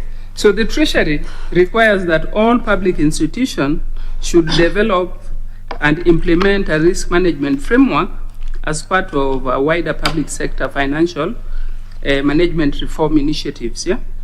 The Commission has complied with this. When you look at this document, the strategic plan, you'll find that they have actually complied with that, and they have identified various risks that can hinder them from achieving the implementation of this strategic plan. Kindly tell us, what are some of the operational risks that they have identified? From my research, I saw that IBC has identified one, political risks. Things can change, and one day you are told, we don't want these commissioners, law is changed, you're going. 2, change of laws towards the last point of election. Laws are amended, you are supposed to implement, elections are coming next week. What do you do? And we saw that in the run-up to the second presidential election when it was nullified. Then financial risks. The Treasury is supposed to allocate. In fact, the law requires that we must have a IBC fund direct budget. So resources are never allocated on time, or even when they come, some of activities which needed to be carried may not have been carried. That becomes a question that needs to be checked. Again, you find that in many cases, when an organization is operating, you don't operate in a vacuum. You could have pandemic, like now we have COVID-19, that's when you increase the budget, or now you put protocols to carry out elections, right? Restrictions, or now you can access Monday. You may remember at one time, IBC got a letter that you cannot engage development partners to fund you. Now, when that happens, how do you manage? Those are some of the risks that I saw identified by IBC in terms of their operations. Maybe there are others. So, just as if you are appointed, how would you mitigate some of these operational risks? From my experience, what I learned working in public organization is that you must communicate. Well, those are the interviews for IABC commissioners taking place at the Kenyatta International Convention Center. The conclusion date is expected to be around the 22nd of this month, and 36 candidates expected to face the panel. And it's going to be a Herculean task, definitely deciding who amongst the 36 candidates is best suited to represent or to become a commissioner with the IEBC. It's been very interesting. I mean, a lot of questions, coming through from the panelists. They're asking about, election integrity around elections, as well as, embracing technology and ensuring that next year's election is delivered without hitches. So far, I know you've been listening keenly to these interviews. What conclusions do you make? The conclusions I make is that at least there are steps towards putting in place the infrastructure for the election. The quality of the infrastructure is a story for another day, but it's a pity that 1 year, close to 1 year into polling in 2022, the IEBC is still not in place. Because you can imagine out of the ongoing recruitment, because the law requires that the IEBC must be intact and in place 1 year before the election. You can imagine whatever decision is made by this select committee, if the appointments are challenged before a court of law, it then means that we will not be having an IEBC envisaged in the law within the required time prescribed by law. But all said and done, during the interviews, a lot of soft underbellies of the IEBC are being exposed and being dealt with. The question of ICT, the question of who takes responsibility when a decision or an election decision by IEBC has been declared irregular, and so many other challenges. Be it as it may, we need an electoral body because we cannot shift goalposts or the term of the current parliament or the term of the presidency, and it is therefore imperative that by all means we need to have this exercise complete as quickly as practicable. And just to clear any doubts, we saw about 2 weeks ago IEBC issuing a statement saying that elections will definitely be held sometimes in August the year 2022, and when you factor in the fact that these interviews are coming to a close on 22nd of this month, in case there's protests before a court of law, I mean, where would this whole process be left at? No, it's a challenge. Indeed, it is beyond the mandate of IEBC to state that you will have elections in 2022 whatever date it will be, because of course that is what the law says today, but nothing stops the citizens of this country from amending the law if they so wish. What I should have heard our chairman of IEBC say is when the election date comes, they will conduct the election according to the law and according to the constitution that has put them in office. As to whether we will actually have an IEBC capable of conducting an election, that question is in the air, and we'll have to await the determination of the IEBC, rather the BBI case, because one of the questions the Court of Appeal is grappling with is whether or not IEBC is properly constituted as we speak. And if it isn't, then we have a challenge, and therefore if these commissioners we are processing at the moment don't get to office in time, then we are making an already bad situation worse. But as Kenya is usually a very resilient country that is capable to overcome whatever challenges socio-political and economic there is, and we are a serious species of humanity that we are always equal to the challenges that come across us. And when the IEBC issued that statement that elections will go ahead as planned on the 9th of August 2022, a lot of questions started swirling around as to whether as a country we are well prepared to even start talking about the election on the 9th of August 2022. There are a number of issues that are still pending. We do not have it is not legally constituted as demanded by law. The issue of technology, ICT adoption at IEBC is still is still a question that needs to be addressed. Why do you think the IEBC was quick to issue that date?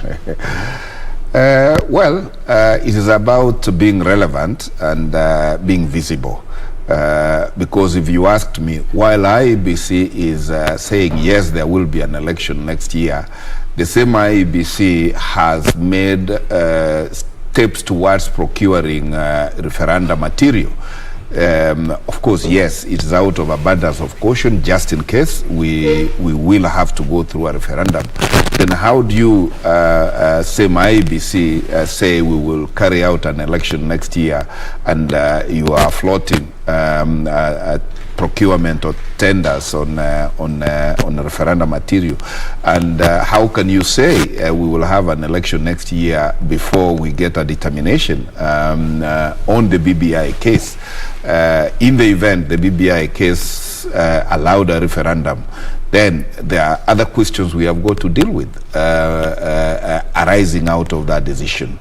And I dare repeat that the IEBC should sit in place and wait for Kenyans to tell them when there will be an election. Of course, for now, it is the second Tuesday of August in 2022. Other things remaining constant, that is what it is, and perhaps that is what IEBC was speaking to.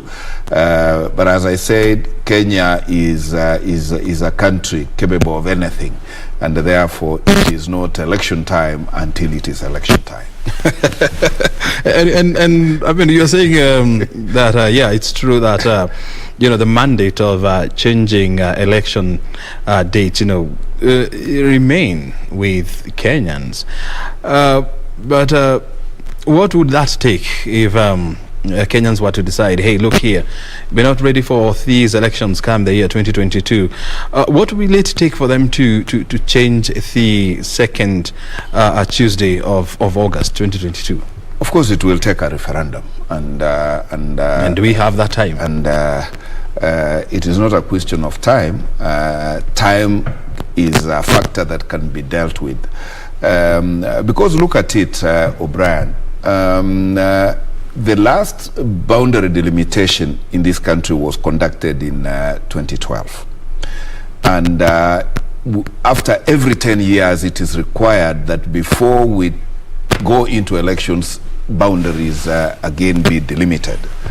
IEBC has not even started thinking about delimiting of boundaries, and therefore I do not know when they say we will have an election next year, it means election using what electoral units, because they are required by law to have conducted a boundary review, which they have not started, which, if you asked me, alone is enough to derail the election, because you can't conduct an election unless we are agreed on what are the electoral units that are going to be in place. And one of the items in the BBI appeal case question is there were to be additional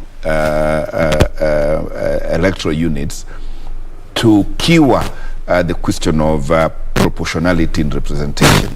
And therefore, that is a question still, depending on what the Court of Appeal and possibly Supreme Court speak about it, that will impact on whether we will have an election, and if so, using what electoral units. And so quickly before we wind up, when you look at the elephant in the room, you're talking about a boundaries review, orienting new commissioners who would join IEBC, conducting a referendum, if at all the Court of Appeal says it goes ahead. This is likely to be definitely a full plate for IEBC, right? Oh, certainly. And I do hope that those who have presented themselves for that job are equal to the task, because it is no mean achievement. It is a challenge that requires people with very thick skins. And what you're actually seeing on your screen, the voting exercise that is currently ongoing, that is Muguga ward, where the locals there are voting to get a new MCA following the death of their former MCA. And of course, the whole morning we have been at the various polling stations in Kiambaa constituency, where a tough duel is currently underway between UDA and Jubilee Party. And we have had the two candidates casting their ballots, and of course we'll be waiting and of course following to see what exactly unfolds from Kiambaa. So we are still continuing with our discussions here around the preparedness of IEBC in conducting the 2022 elections. But as we come to the end, you are talking about the three elephants in the room: the boundary reviews, the elections in 2022, and of course the referendum, if at all the Court of Appeal says it goes ahead. So how would you expect IEBC to pull through out of these serious issues? As a commission, IEBC, I think, has no say, and which is the reason why I say chairman is being ambitious to speak about there being an election next year. The question on whether and when we will have the next general election is actually a political question. Although engraved in the Constitution, certain indicators as of now pointing towards inability to have infrastructure ready, to have sufficient funding, and to have a consensus on what electoral units are going to be used in the next election. So I'm sure after we finish with the BBI appeal case decision, the ball will be back on the citizenry to decide from here which way Kenya, and how do we fast track whatever infrastructure that we need to have in place in good time, whatever laws that need to be reviewed so that they are aligned towards allowing an election within time. Very well. Thank you very, very much, Steve Muguga, for your input and of course for your insight and finding time to be with us here since 10:30 today, and we highly appreciate your insight as well. humbled. Very well. We have been talking to Steve Muguga, a lawyer and political commentator on the issues around Iabc as well as the by-elections in Kiambaa constituency and Muguga ward. You have heard it from him. Remember, lunchtime news is coming up next, and we'll be crossing over to Kiambaa by-election to exactly get an update on what is on the ground. Jackie Wambiro is coming up next with the lunchtime news. Stay right here. My name is O'Brien Kimani. Thank you.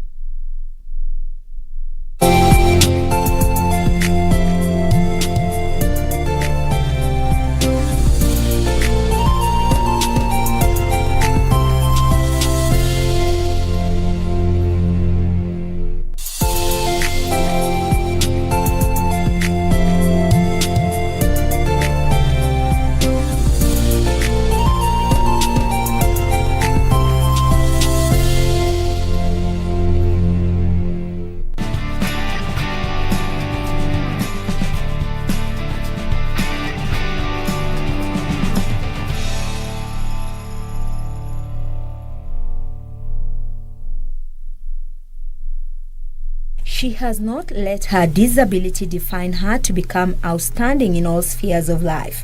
Anne Wafula Strike has defined herself to become an accomplished wheelchair athlete, an author, motivational speaker, and a sporting ambassador. I am a Paralympian, but also I'm an advocate and a champion for disability rights and inclusions.